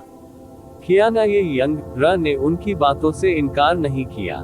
उसके होंठ, जिन पर क्रिस्टल का पाउडर लगा हुआ था, एक खतरनाक मोड़ में बदल गए। ये सभी मूर्ख सोचते हैं कि वह 9 चरण के बिजली संकट के माध्यम से सुरक्षित रूप से जीवित रह सकता है क्योंकि उसे स्वर्ग की सुरक्षा प्राप्त हुई है, लेकिन वे ऐसा नहीं करते हैं। मैं यह नहीं जानता। मुझे वास्तव में स्वर्गीय रहस्य क्षेत्र के आत्म विचार वाले मूर्खों को धन्यवाद देना चाहिए, अन्यथा मुझे बहुत प्रयास करना पड़ेगा। क्या ये दुष्ट ईश्वर की दिव्य शक्ति है? गूझू ने धीमी आवाज में पूछा। उद्धरण चिन्ह ... उद्धरण चिन्ह। कियाना ये यंग र ने अपनी निगाह गूझू पर टिका दी। अचानक इस समय दुनिया पूरी तरह से ठंडी हो गई। 5 सांसों के बाद कियाना ये यंग र ने उससे नजरें हटा ली और उसने एक स्पष्ट मुस्कान के साथ कहा, ऐसा लगता है कि अंकल गू की अंतर्दृष्टि के सामने कुछ भी छिपा नहीं रह सकता है। नहीं, यह मिस ही थी जिसने इस बूढ़े गुलाम को उत्तर बताया था। गूझू की आंखों में अभी भी मैलापन था और उनमें कोई रोशनी दिखाई नहीं दे रही थी। तो दक्षिणी दिव्य क्षेत्र में दुष्ट भगवान की विरासत की उपस्थिति के बारे में अफवाह सच थी, और स्वर्गीय वत्स सितारा भगवान द्वारा दुष्ट भगवान की विरासत प्राप्त करने के बारे में अफवाह भी सच थी। वह एक ऐसे व्यक्ति थे जिनके पास चीजों का बहुत व्यापक ज्ञान था। एक ऐसे व्यक्ति के रूप में जो हमेशा कियाना यंग र के साथ रहा था। उसके हाल के लापरवाह कार्य शब्द यूचे में उसकी असामान्य रूप से मजबूत रुचि, और सबसे महत्वपूर्ण उसकी टिप्पणी की, ये स्वर्गीय वत्स सितारा भगवान था जिसने ये बताया था। मैंने खुद उसे पहेली को एक साथ जोड़ने और धीरे धीरे 2 शब्दों ईविल गॉड का पता लगाने की अनुमति दी। ये केवल सृजन ईश्वर के स्तर के आसपास ही कुछ हो सकता है जो उसे विश्व विरोधी से कम रुचिकर नहीं बना सकता है। स्वर्ग मैनुअल आखिरकार महान सृजन देवताओं में से एक ऐसा व्यक्ति था जिसके पास अत्यधिक तात्विक शक्ति थी, और संयोगवश इस सृजन भगवान की विरासत के बारे में एक अफवाह लगभग 20 साल पहले सामने आई थी, और इसका स्वर्गीय वत्स स्टार भगवान के साथ भी संबंध था। आपको इस मामले के बारे में मेरे शाही पिता सहित किसी और से बात नहीं करनी चाहिए। इस बूढ़े गुलाम का जीवन केवल मिस का है, गूझू ने उत्तर दिया। इतने समय तक उसके शरीर में जरा भी हलचल नहीं हुई, मानो वह पूरी तरह से सूखा हुआ पुराना कुआं हो। कियाना ये यंग र ने उदासीन स्वर में कहा, मैं इस दुनिया में आप सहित किसी पर भी पूरी तरह से विश्वास नहीं करूंगा। आप ही थे जिन्होंने मुझे ये शब्द सिखाए। हा, गूझू ने सूखी हंसी छोड़ी। मिस को इस तरह सोचने में सक्षम देखकर यह बूढ़ा गुलाम अपने दिल में बहुत आश्वस्त महसूस करता है। सृजन ईश्वर की विरासत हो। गु झू ने अपनी आंखें थोड़ी ऊपर उठाई, जैसे ही वे एक बार फिर यूचे के छायाचित्र की ओर बढ़ी। यहाँ तक कि उनके जैसा बेहद अनुभवी व्यक्ति भी तब उदासीन नहीं रह सका जब सृजन ईश्वर जैसे दो शब्द सामने आए। कोई आश्चर्य नहीं, कोई आश्चर्य नहीं। ये सिर्फ इतना है कि कुछ ऐसा है जिसे मेरा पुराना व्यक्ति नहीं समझता है। स्वर्गीय वध सितारा भगवान ने दक्षिणी दिव्य क्षेत्र में स्वयं जाने में संकोच नहीं किया, इसलिए शक्ति के लिए उनकी प्यास काफी तीव्र मानी जा सकती है। चूंकि वह दुष्ट ईश्वर की शक्ति प्राप्त करने में सफल रही, तो उसने इसे यूचे को क्यों दिया? यह एक अच्छा सवाल है। कियाना ये यंग एर ने अपनी खूबसूरत आंखें थोड़ी छोटी कर ली। उसकी बर्फ जैसी ठंडी आंखों में अत्यधिक खतरे का संकेत था। हमें स्वाभाविक रूप से जाकर संबंधित व्यक्ति यूचे से इसका कारण पूछना चाहिए। इसलिए अब मैं जो करना चाहता हूँ वह ये है कि उसे अनंत स्वर्ग दिव्य क्षेत्र में प्रवेश न करने दूं। मिस उसे गुप्त रूप से पकड़ना चाहती है और उसकी रचना ईश्वर की दिव्य शक्ति को छीन लेना चाहती है। गु झू ने पूछा। हालांकि कियाने यंग ने जवाब में अपना सिर हिलाया। हम अभी भी नहीं जानते हैं कि क्या सृजन भगवान की दिव्य शक्ति को छीनना संभव है। यदि यह संभव है तो ये सर्वोत्तम होगा, लेकिन यदि ऐसा नहीं है तो मुझे ये भी सुनिश्चित करना होगा कि मैं उसे अपने नियंत्रण में रखूं। वह दिव्य क्लेश क्षेत्र में साधना के साथ दिव्य आत्मा क्षेत्र के लोगों के खिलाफ जीतने में सक्षम था, और अब वह दिव्य आत्मा क्षेत्र में अपनी साधना के साथ दिव्य राजाओं के खिलाफ जीत सकता है। उनकी ताकत उसी क्षेत्र के अन्य गहन अभ्यासकर्ताओं से कहीं अधिक है। उस स्थिति में यदि वह सुदूर भविष्य में साधना की सीमा तक पहुंच जाता है और एक परम दिव्य गुरु बन जाता है, तो उसकी शक्ति निश्चित रूप से अन्य परम दिव्य गुरुओं से आगे निकल जाएगी। दूसरे शब्दों में, वह दुनिया में अजेय हो जाएगा। अगर ऐसा कुछ होता, भले ही उसे सच्चा भगवान नहीं माना जाता, फिर भी वह लगभग वैसा ही होता। कियाना ये यंगर के ये शब्द लगभग वही थे जो जैस्मीन ने यूचे को पहले बताए थे। अगर मैं ऐसे व्यक्ति को अपने वश में कर सकूं तो ये स्वाभाविक रूप से अच्छी बात होगी। यदि मैं नहीं कर सकता तो उसे यथाशीघ्र समाप्त कर देना चाहिए। इसके अलावा कियाना ये यंग की आवाज एक पल के लिए रुकी, इससे पहले कि वह आगे बढ़ती।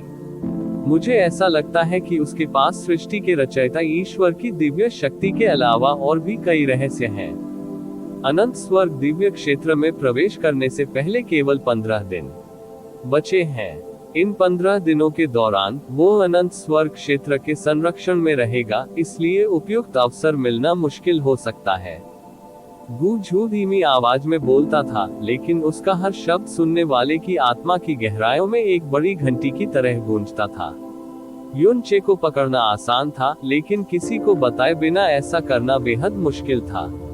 इस तथ्य के बावजूद कि हवा नहीं थी, कियाने यंग के सुनहरे बाल हवा में नाच रहे थे, और बिना कोई आवाज किए उसके शरीर से एक विचित्र दिव्य आभा उभर रही थी। एक पल में उस पर बरस रही दिव्य चंद्रमा की रोशनी भी धुंधली हो गई। अगर अवसर ढूंढना मुश्किल है तो हमें बस अवसर बनाना होगा। तो क्या हुआ यदि अनंत स्वर्ग क्षेत्र उसकी रक्षा कर रहा है? नीचे दूर से एक जोर की चीख सुनाई दी। अनंत स्वर्ग क्षेत्र आ गया है। आयामी गहन गठन के नियंत्रक के रूप में अनंत स्वर्ग भगवान क्षेत्र भव्य आयोजन स्थल पर पहुंचने वाले अंतिम व्यक्ति थे। अनंत स्वर्ग क्षेत्र के लोगों के मुख्य हॉल में बसने के साथ आधिकारिक होने में 1 घंटे से भी कम समय बचा था इस देव सम्राट के विवाह समारोह की शुरुआत, जिसने पूरे पूर्वी दिव्य क्षेत्र में इतना हंगामा मचा दिया था। इसी समय अचानक प्रकाश की एक उज्जवल किरण चमकी, जिससे दुनिया में एक विचित्र शोभा बढ़ गई, जो पूरी तरह से दिव्य चंद्रमा की रोशनी में नहा रहा था। सभी ने अवचेतन रूप से अपना सिर उठाया, केवल एक भव्य महल को धीरे धीरे मुख्य हॉल के आकाश से ऊपर उठते देखा। इस दिव्य चंद्रमा शहर में, जो एक राजा क्षेत्र का मुख्य स्थान था, ये महल काफी छोटा और उत्तम प्रतीत होता था। इसकी ऊंचाई 30 मीटर से भी कम थी और लंबाई 100 मीटर से भी कम थी। लेकिन इस छोटे आकार के महल से निकलने वाली आभा ने पूर्वी दिव्य क्षेत्र के प्रत्येक विशेषज्ञ को अपने दिल में झकझोर कर रख दिया। इस रहस्यमयी महल से विचित्र रोशनी भी झलक रही थी। यह अजीब रोशनी उतनी तेज नहीं लग रही थी, लेकिन इसने आसानी से दिव्य चंद्रमा की रोशनी को भेद दिया और हर किसी की दृष्टि रेखा को प्रभावित कर दिया। ये है, हुओ रूली ने आश्चर्य व्यक्त किया जब उसने अचानक कुछ सोचा। ये लुप्त हो रहा चंद्रमा दिव्य महल है, यान जुएहाई ने जोर से कहा। बोलते समय उसकी नजरें सीधे उस महल पर टिकी थी जो धीरे धीरे आसमान की ओर बढ़ रहा था। उस क्षण उसकी आंखों में जो अत्यधिक उत्साह था, वह ऐसा था मानो वह किसी देवता के दिव्य महल को देख रहा हो। लुप्त चंद्रमा दिव्य महल, यह लुप्त चंद्रमा दिव्य महल है।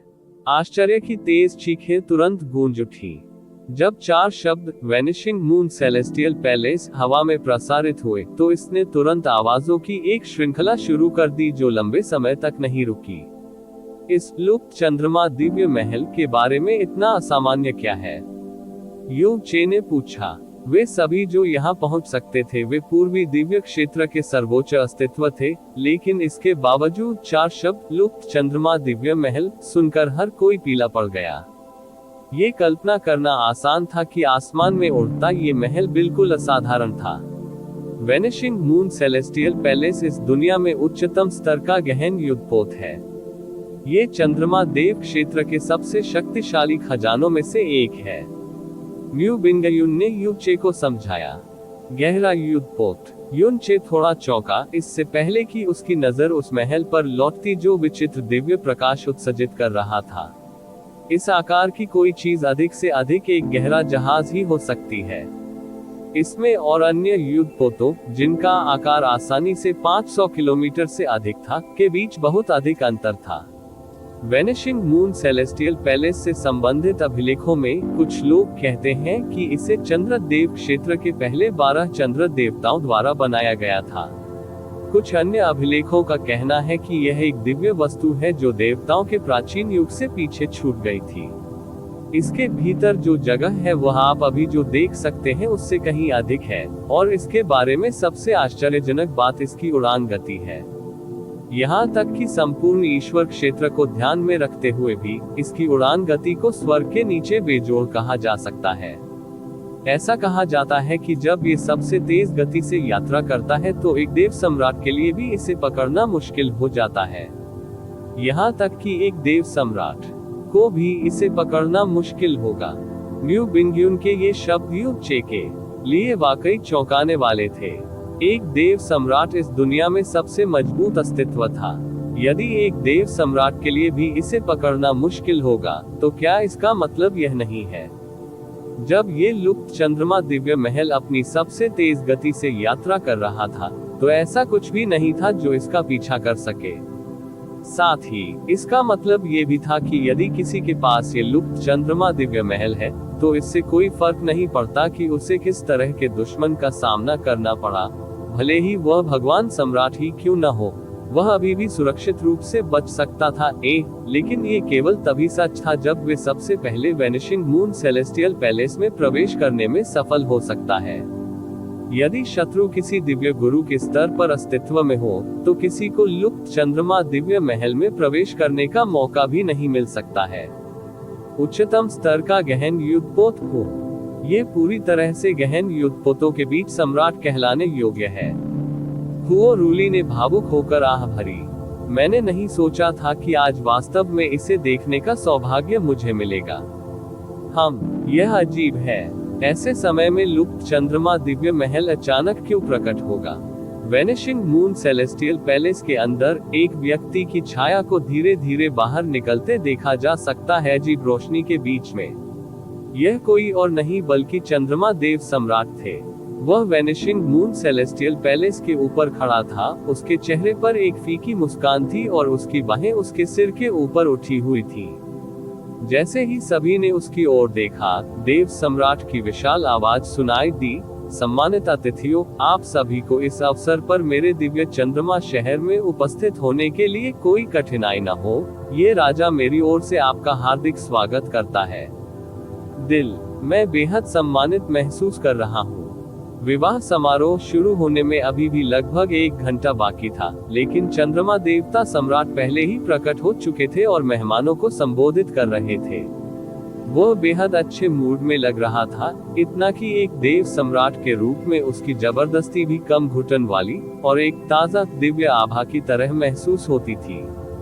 ये राजा बहुत लंबे समय से मून गॉड क्षेत्र का राजा रहा है। मेरी कुल मिलाकर 371 रखैले हैं और मेरे पोते पोतियों की संख्या हजारों में गिनी जा सकती है। हालांकि मेरी कभी कोई महारानी नहीं रही, जो इस राजा के लिए हमेशा बड़े अफसोस की बात रही है। ये निश्चित रूप से सच था कि उसकी कभी कोई साम्राज्य नहीं थी। उस समय हालांकि उन्होंने पूरी दुनिया के सामने घोषणा की थी कि उन्होंने यू वगो को अपनी साम्राज्य के रूप में चुना है, लेकिन आधिकारिक तौर पर महारानी बनने से पहले एक अप्रत्याशित घटना घटी। हालांकि आज इस राजा ने दूर दूर से पूर्वी दिव्य क्षेत्र के उत्कृष्ट व्यक्तियों को आमंत्रित किया है, ताकि वे इस राजा की अपनी देव महारानी से शादी का गवाह बन सके, जो कि मेरे चंद्र देव क्षेत्र की देव महारानी होगी। जैसे ही देव सम्राट ने अपनी बात खत्म की, इस स्थान पर उपस्थित प्रमुख व्यक्ति शांत हो गए और किसी ने भी अपनी पहल पर प्रतिक्रिया देने का साहस नहीं किया। इसी समय एक अत्यंत असामयिक आवाज गूंजी, आज जब वह महारानी बनने जा रही है, तो उसे अब भी छिपाकर रखने की क्या जरूरत है? क्या ऐसा हो सकता है कि आपकी ये देव महारानी यू हुआ लोगों को देखकर शर्मिंदा हो? ये शब्द सुनते ही पल भर में पूरी जगह पर सन्नाटा छा गया। इस जगह पर ऐसे मौके पर कौन ऐसी बातें बोल सकता है, ये जानने के लिए किसी को भी देखने या दिमाग लगाने की जरूरत नहीं पड़ी। ये केवल एक ही व्यक्ति हो सकता है, सितारा देव सम्राट। स्टार गॉड दायरे और मून गॉड दायरे के बीच के असंगत संबंध को स्वर्ग के नीचे हर कोई जानता था। हाल के वर्षों में वे एक दूसरे के प्रति और भी अधिक शत्रुतापूर्ण हो गए थे, जिसका कारण उस समय यू वगो के साथ हुआ था। हालांकि ऐसे समय में स्टार गॉड सम्राट की ठंडी और घृणास्पद प्रतिक्रिया सुनकर लोग घबरा गए थे, लेकिन यह उनके लिए बहुत अप्रत्याशित भी नहीं था। लेकिन हर किसी को आश्चर्य हुआ, चंद्रमा देवता सम्राट बिल्कुल भी क्रोधित नहीं हुए, बल्कि मुस्कुराहट के साथ प्रतिक्रिया व्यक्त की। हा, चंद्रमा देवता सम्राट ने बहुत हल्की तेज हंसी निकाली। किसी को भी उसकी हंसती हुई आवाज से छुपे हुए गुस्से का जरा सा भी एहसास नहीं हो रहा था, और उसका चेहरा भी खुशी से चमक रहा था। स्टार गॉड सम्राट सही कह रहे हैं, ये निश्चित रूप से इस राजा की ओर से एक गलती है। हालांकि इस राजा के ऐसा करने का निर्णय लेने का एक कारण है, और मुझे लगता है कि आप में से अधिकांश लोगों को भी इसकी कुछ समझ है। 30 साल से भी पहले ये राजा अपनी महारानी के रूप में यू वगो से शादी करना चाहता था, लेकिन शादी समारोह की पूर्व संध्या पर उसे कुछ खलनायक की साजिश का सामना करना पड़ा।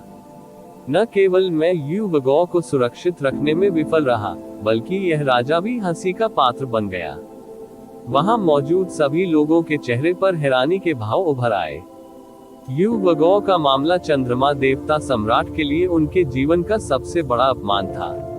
यही कारण है कि कोई भी चंद्रमा देवता सम्राट के सामने यू वगो 2 शब्दों का उल्लेख करने की हिम्मत नहीं करेगा, अन्यथा यह अपनी ही कब्र खोदने से अलग नहीं होगा। लेकिन अभी चंद्रमा देवता सम्राट ने वास्तव में इसे लाने की पहल की थी। वह सबके सामने अपनी सबसे बड़ी बेइज्जती का दाग उजागर कर रहा था।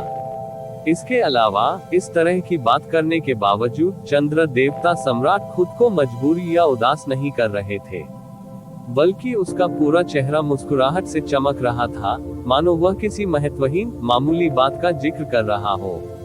इसलिए वहां के खलनायकों से बचने और इस राजा की देव साम्राज्य की रक्षा करने के लिए इस राजा को थोड़ा सतर्क रहना पड़ा। मुझे उम्मीद है कि यहाँ हर कोई मुझे माफ कर देगा। आप ऑडियो बुक्स 108 देख रहे हैं। धोखेबाजों से सावधान रहें। मुख्य हॉल के अंदर ब्रह्मा सम्राट, भगवान सम्राट, शाश्वत स्वर्ग भगवान सम्राट और स्टार गॉड दायरे के सभी लोगों के चेहरे पर आश्चर्य के भाव थे। उन्होंने बिल्कुल नहीं सोचा था कि स्टार गॉड सम्राट के ठंडे शब्दों पर गुस्सा होने की बात तो दूर, मून गॉड सम्राट धैर्यपूर्वक स्थिति को समझाएंगे और यहाँ तक कि अपने घाव को भी अतुलनीय शांत तरीके से उजागर करेंगे। जिस चंद्रदेव सम्राट को वे जानते थे वह बिल्कुल भी इतना उदार व्यक्ति नहीं था। चंद्रदेव सम्राट की मुस्कुराती हुई दृष्टि देखकर तारादेव सम्राट ने अपनी भौहें चढ़ा ली। ऐसा महसूस हुआ मानो उसने रुई पर जोरदार मुक्का मारा हो, और इस परिणाम से उसके पूरे शरीर में एक अकथनीय असुविधा का अनुभव हुआ। हालांकि अब जब ये दिन आखिरकार आ गया है, तो स्वाभाविक रूप से इस राजा को अब मामलों को और अधिक जटिल बनाने की आवश्यकता नहीं है। हालांकि अभी भी विवाह समारोह का समय नहीं हुआ है, चूंकि स्टार गॉड सम्राट की यही इच्छा है, मैं केवल उसका अनुपालन कर सकता हूँ। चंद्र देवता सम्राट की आवाज का स्वर अचानक बदल गया, जैसे उनके चेहरे पर एक सौम्य फीकी मुस्कान उभर आई। किंग युए, अपने आप को दिखाओ और सभी को अपनी ओर देखने दो। रिपोर्ट अध्याय टिप्पणियां अध्याय 1275 चमकता हुआ glass. King you divine moon city में तुरंत धीमी चीखें गूंज उठी, क्योंकि वहां मौजूद सभी लोगों की निगाहें एक साथ बेहद भावुक हो गईं। चंद्रदेव सम्राट के शब्दों को सुनकर हर किसी को ये स्पष्ट हो गया कि वह अतुलनीय रूप से रहस्यमयी देव साम्राज्य हैं, जिनके लिए चंद्रदेव सम्राट ने आकाश में दिव्य चंद्रमा की भव्य घटना का उपयोग करने में संकोच नहीं किया। पूरी दुनिया जानती है कि उनकी शादी की रस्म आखिरकार उनकी आंखों के सामने आने वाली है। ऊपर दूर आकाश में कियाने यंगर की फीनिक्स जैसी आंखें भी सुनहरे मुखौटे के नीचे थोड़ी सिकुड़ गईं। आइए देखें कि किस तरह की महिला चंद्रमा देवता सम्राट को इतना अकल्पनीय रूप से आत्मसंतुष्ट कर सकती है। यहाँ तक कि हमेशा शांत रहने वाले गू झू की आंखों से भी एक असामान्य रोशनी निकल रही थी। किंग युन चे और म्यू बिंग युन एक ही समय में चंद्रमा देवता सम्राट द्वारा पुकारे गए नाम को सुनकर चौंक गए। यू चे की बातें सुनकर म्यू बिंग युन ने हल्के स्वर में कहा, क्या संयोग है? युन चे ने थोड़ा सा सिर हिलाया, हाँ, यह एक ऐसा संयोग है। इसके बारे में बोलते हुए, जब से मैंने ये नाम सुना है, बहुत समय हो गया है। संयोग? उनकी बातचीत सुनकर हुओ पोन ने जिज्ञासा से पूछा, भाई युन, क्या ऐसा हो सकता है कि आप इस देव साम्राज्य को जानते हो? बिल्कुल नहीं, युन चे ने अपना सिर हिलाया, जैसा उसने शांत भाव से बताया। निचले क्षेत्र में मेरी पहली पत्नी का नाम भी किंग युए है, इसलिए अचानक इस दुनिया के बारे में सुनकर मैं थोड़ा भावुक हो गया। मैं समझ गया। हुओ पोन ने सिर हिलाया, लेकिन यूचे को देखकर उसे लगा कि इसमें थोड़ा भावुक होने के अलावा और भी बहुत कुछ है। क्विंग यू शब्द ने यूचे के दिल में लहरें पैदा कर दी थी।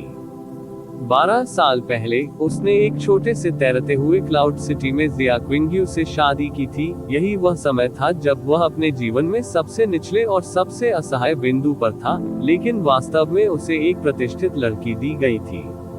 उनका विवाह प्रसव पूर्व सगाई था। वे आधिकारिक तौर पर विवाहित भी थे, और इसलिए उनका रिश्ता एक वास्तविक पति और पत्नी का था।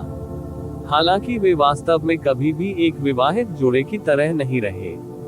ब्लू विंड की लड़ाई, स्वर्ग बेसिंग गुप्त क्षेत्र, एजियोर क्लाउड पर लौटना, स्वॉर्ड सेंट को हराना, असगार्ड को एक साथ जोड़ना, उन दोनों के बीच के संबंध में चुपचाप सूक्ष्म परिवर्तन हुए। युन चे भी यह जानकर हमेशा गुप्त रूप से खुश रहता था कि जिया क्विंग का बर्फीला दिल उसके लिए धीरे धीरे पिघल रहा था। लेकिन ये सब उस दिन स्वतः ही समाप्त हो गया जिस दिन वह दिव्य फीनिक्स साम्राज्य में गया, जब उन्हें प्राइमर्डियल प्रोफाउंड आर्क में दफनाया गया। जमे हुए बादल एसगार्ड ने एक आपदा का अनुभव किया और जिया क्विंग को उसकी आखिरी उम्मीद के रूप में किसी अज्ञात दुनिया में टेलीपोर्ट किया गया। वह 3 साल बाद प्रोफाउंड स्काई कॉन्टिनेंट में लौट आया, लेकिन तब से उसने अभी तक उससे कुछ नहीं सुना था। समय अनजाने ही बीतता गया और अब 8 साल हो गए। स्वर्ग के नीचे की दुनिया असीमित थी, इसलिए किसी के लिए भी यह जानना असंभव था कि मू बिंग्युन द्वारा फ्रोजन क्लाउड एसगार्ड में छोड़ी गई आयामी संरचना ने जिया क्विंग को कहां भेजा था, और उनके पास उसे ढूंढने का कोई रास्ता नहीं था। वे केवल यह आशा कर सकते थे कि जिया क्विंग किसी दिन ब्लू पोल स्टार अपने गहरे आकाश महाद्वीप में वापस आ सकती है। यू चे के उदास और निराश रूप को देखकर मू बिंगयुन ने उसे सांत्वना दी, चिंता मत करो, उसके पास है स्वर्ग की सुरक्षा। वह 3 बार प्रोफाउंड स्काई कॉन्टिनेंट में गई थी और पहले ही बादलों के ऊपर से जिया क्विंग्यू को देख चुकी थी। बाद में उसे धीरे धीरे उसके और यू चे के बीच के रिश्ते के बारे में भी पता चला। युन चे मंद मंद मुस्कुराए। उसने ये भी कहा कि क्विंग्यू वह व्यक्ति है जिसे स्वर्ग की सुरक्षा प्राप्त है, इसलिए चिंता करने की कोई आवश्यकता नहीं है। वह से उनका तात्पर्य जैस्मीन से था। उसने युन चे को बताया था कि जिया क्विंग्यू के पास 9 प्रोफाउंड एक्सक्लूसिव बॉडी और hot of snow glazed glass है। पहला दुनिया में सबसे अच्छा दोहरी खेती इंक्यूबेटर था और दूसरा स्वर्ग द्वारा संरक्षित एक निकाय था। स्वर्ग के नीचे अनगिनत प्राणी रहते थे, इसलिए समान या बिल्कुल एक जैसे नाम रखना पूरी तरह से सामान्य बात थी। युन चे ने भी जल्द ही अपना उदास रूप छिपा लिया, क्योंकि उसने उम्मीदों से भरे हुए चंद्रमा देवता सम्राट की ओर देखा। वह रहस्यमय देव साम्राज्य के प्रकट होने की प्रतीक्षा कर रहा था। चंद्र देव सम्राट के रवैये में असामान्य परिवर्तन और देव साम्राज्य, जिसने खुद को पहले कभी दूसरों के सामने नहीं दिखाया था, ने पूर्वी दिव्य क्षेत्र के सभी लोगों की जिज्ञासा को बहुत बढ़ा दिया। उन्हें लंबे समय तक इंतजार नहीं करना पड़ा, क्योंकि चंद्रमा देवता सम्राट की गर्म आवाज का पीछा करते हुए एक आकृति धीरे धीरे लुप्त चंद्रमा सेलेस्टियल पैलेस के अंदर से बाहर चली गई और अंत में उसके पास रुक गई। डिवाइन मून सिटी, जो पूर्वी डिवाइन क्षेत्र के कई विशेषज्ञों से भरी हुई थी, तुरंत पूरी तरह से शांत हो गई। सभी ने अपनी सांसें रोक ली, जैसे कि उनके दिल और आत्मा पर किसी चीज ने जोरदार आघात किया हो। उसने एक लंबा चांद सफेद वस्त्र पहना हुआ था, जिसका किनारा फर्श पर खींच रहा था, मानो वह अभी अभी चांद से बाहर आई हो। उसका चेहरा स्वप्निल था, एक परी की तरह। उसकी त्वचा निर्दोष थी, सफेद जैद की तरह, सर्दियों के दिनों में ठंड और बर्फ की तरह उज्जवल और चमकदार सूरज की रोशनी को प्रतिबिंबित करती हुई प्रतीत होती थी। उसका चेहरा इतना भव्य था, मानो स्वर्ग ने इसे बनाने में अपना सारा प्रयास और देखभाल लगा दी हो, और यहाँ तक कि दुनिया की सबसे खूबसूरत फूलों वाली भाषा भी इसके आकर्षण का थोड़ा सा भी वर्णन करने में असमर्थ होगी। जैसे ही वह बाहर निकली, ऐसा लगा मानो सभी की आंखों में अतुलनीय रूप से दीप्तिमान, सुंदर और चकाचौंध करने वाली प्रकाश की किरणें चमक रही हो, जिससे पूरा संसार विशेष रूप से उज्जवल और चमकदार दिखाई दे रहा हो। चंद्र देव सम्राट कौन थे? वह पूर्वी दिव्य क्षेत्र के 4 देव सम्राटों में से एक थे, जो देव क्षेत्र के सबसे सम्मानित व्यक्तियों में से एक थे। लेकिन इस महिला ने चंद्र देवता सम्राट के पास चुपचाप खड़े होकर उनके अस्तित्व को लगभग छुपा दिया। उसने दुनिया की लगभग सारी चमक छुपा ली, यहाँ तक कि दिव्य चंद्रमा की रोशनी जो दुनिया को रोशन कर रही थी, उसकी उपस्थिति में थोड़ी धुंधली हो गई थी। वह बहुत सुंदर है। शुई मेइन ने अचंभित होकर बुदबुदाते हुए अपना हाथ अपने होठों पर लाया। उद्धरण चिन्ह ... उद्धरण चिन्ह। शुई यंग्यू सीधे उसे घूर रही थी, क्योंकि उसके लिए उससे नजरें हटाना असंभव था। इस तथ्य के बावजूद कि वह पूर्वी दैवीय क्षेत्र की एक देवी थी, जिसकी शक्ल बेहद खूबसूरत थी और पृष्ठभूमि भी सम्मानजनक थी, उसने स्पष्ट रूप से इस महिला के सामने गहरी घुटन महसूस की, साथ ही पहली बार अपनी आत्मा की गहराई से हीन महसूस किया। जिंदगी सिर्फ उसका स्वभाव और रूप ही चंद्रमा देव सम्राट के लिए उपयुक्त जोड़ी बनने के लिए पर्याप्त है। Glazed light realm king Shui Qianheng ने अपनी राय व्यक्त की। इस स्थान पर जो लोग मौजूद थे, वे उन सांसारिक सामान्य प्राणियों की तरह बिल्कुल नहीं थे, लेकिन अनगिनत लोग अभी भी नशे में थे और महिला को देखकर स्तब्ध थे। वाह! हुओपोन ने अनजाने में हल्की सी चीख निकाली। हालांकि मैंने ड्रैगन रानी और देवी को नहीं देखा है, लेकिन पौराणिक ड्रैगन रानी और देवी, इससे बेहतर कुछ नहीं होना चाहिए, है ना? अपनी बात खत्म करने के बाद वह युन चे की ओर मुड़ा ताकि उसकी सहमति ले सके, लेकिन जब उसकी नजर उस पर पड़ी तो वह तुरंत अचंभित रह गया। युन चे उस महिला को घूर रहा था जो चंद्रमा देवता सम्राट के पास दिखाई दी थी। उसकी आंखें अपनी सीमा तक चौड़ी हो गई थी और उसका शरीर पूरी तरह से शांत था, मानो उसने अचानक अपनी आत्मा खो दी हो। हुओपोन ने पहले सोचा कि उसने महिला की असाधारण सुंदरता के कारण खुद को खो दिया है, लेकिन फिर उसने देखा कि उसकी सुस्त आंखों के भीतर उसकी पुतलियां तीव्रता से फैल और सिकुड़ रही थी, और उसके थोड़े से खुले हुए होंठ धीरे धीरे कांपने लगे थे। आखिरकार उसका पूरा शरीर लगातार कांपने लगा। इसके तुरंत बाद उसका चेहरा सामान्य हद तक पीला पड़ गया। भाई यू, क्या तुम ठीक हो? हुओपोन ने तुरंत पूछा। उद्धरण चिन्ह ... उद्धरण चिन्ह। यू चे ने उनके शब्दों पर थोड़ी सी भी प्रतिक्रिया नहीं दिखाए, लेकिन उन्होंने मु बिंगयुन को अपने पास ला लिया, जो अब तक अचंभे में थी। उसने अचानक अपनी आंखें महिला से घुमा ली, लेकिन उसकी बर्फीली आंखों में एक हैरान और अराजक अभिव्यक्ति थी। ऐसा इसलिए था क्योंकि होने वाली मून गॉड महारानी, जो मून गॉड सम्राट के बगल में दिखाई दी थी, वह वही थी जिसे उसने और यू चे ने पहले देखा था। जिया किंग यू, वह वास्तव में एक महान सुंदरता है। दूर बादलों के ऊपर कियाना यंग ने ऐसी आवाज में प्रशंसा की जिसमें कोई भावना नहीं थी। हा, गु झू स्पष्ट ढंग से हंसा। वह मिस द्वारा अपने लुक के लिए प्रशंसा प्राप्त करने वाली पहली व्यक्ति है। कियाना यंग ने हल्के से अपने होठों का कोना उठाया और एक स्पष्ट मुस्कान के साथ कहा, उसकी परी जैसी शक्ल को पूर्वी दिव्य क्षेत्र में सबसे भव्य कहा जा सकता है, इसलिए उसके लिए इतना अज्ञात रहना अजीब है। हालांकि अगर उसके पास इतना ही होता, तो उसके लिए यू हुआ को इतने भव्य तरीके से समारोह आयोजित कराना संभव नहीं होता, है ना? गु झू की बुरी मैली आंखों में एक विचित्र तेज रोशनी चमक उठी। उसके छाल जैसे सूखे हुए होठों ने धीरे धीरे कर्कश आवाज में 4 शब्द बोले, दिल का, चमकीला, कांच का, उद्धरण चिन्ह ... उद्धरण चिन्ह। कियाना यंग का शरीर एक पल के लिए अकड़ गया, जिसके बाद उसके चेहरे पर अचानक एक बेहद गंभीर बदलाव दिखाई दिया। नीचे की ओर देखती उसकी आंखों के भाव भी बिल्कुल बदल गए थे। काफी देर के बाद आखिरकार उसने महिला से अपनी नजरें हटा ली और धीमी आवाज में खुद से बोली, मैं अब देखती हूँ।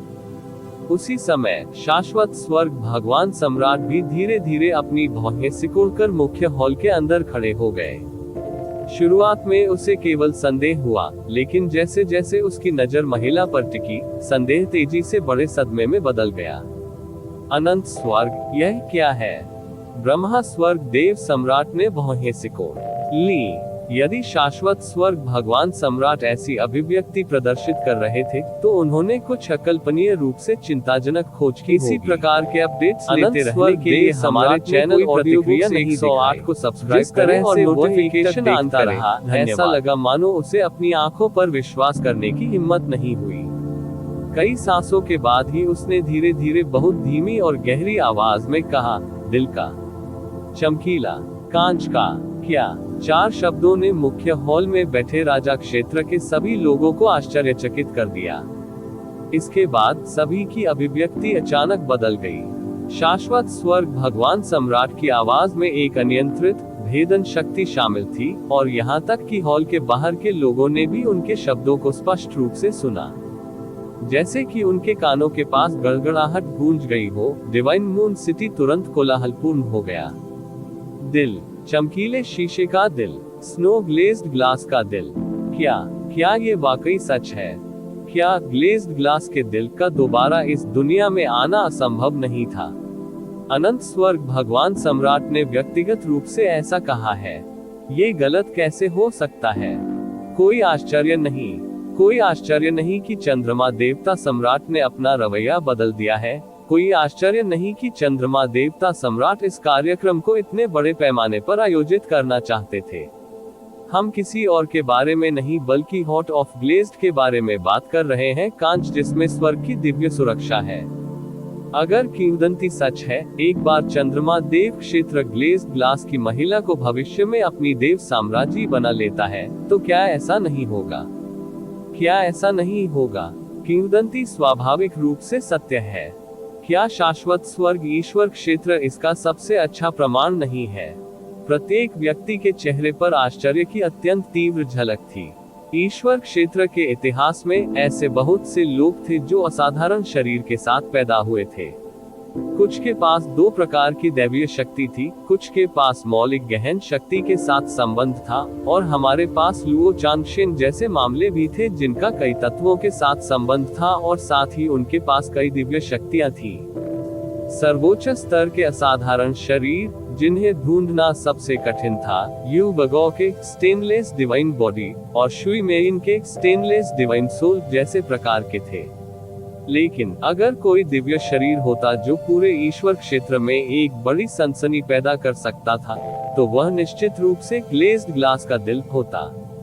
प्राचीन अभिलेखों में तथाकथित ग्लेज्ड ग्लास का दिल और आत्मा के टुकड़ों को संदर्भित करता है जो पीछे छोड़ दिए गए थे। आदिम अराजकता के शुरुआती चरण में पैतृक देवता का अहंकार नष्ट हो गया और वे दुनिया में बची हुई पैतृक शक्ति में से अंतिम थे। दुनिया में सभी जीव, ऊर्जा और कानून पैतृक ईश्वर से उत्पन्न हुए हैं, और चूंकि चमकता हुआ कांच का दिल पैतृक शक्ति में से अंतिम था, यह एक ऐसा अस्तित्व था जिसकी स्वर्ग को हर कीमत पर रक्षा करनी थी।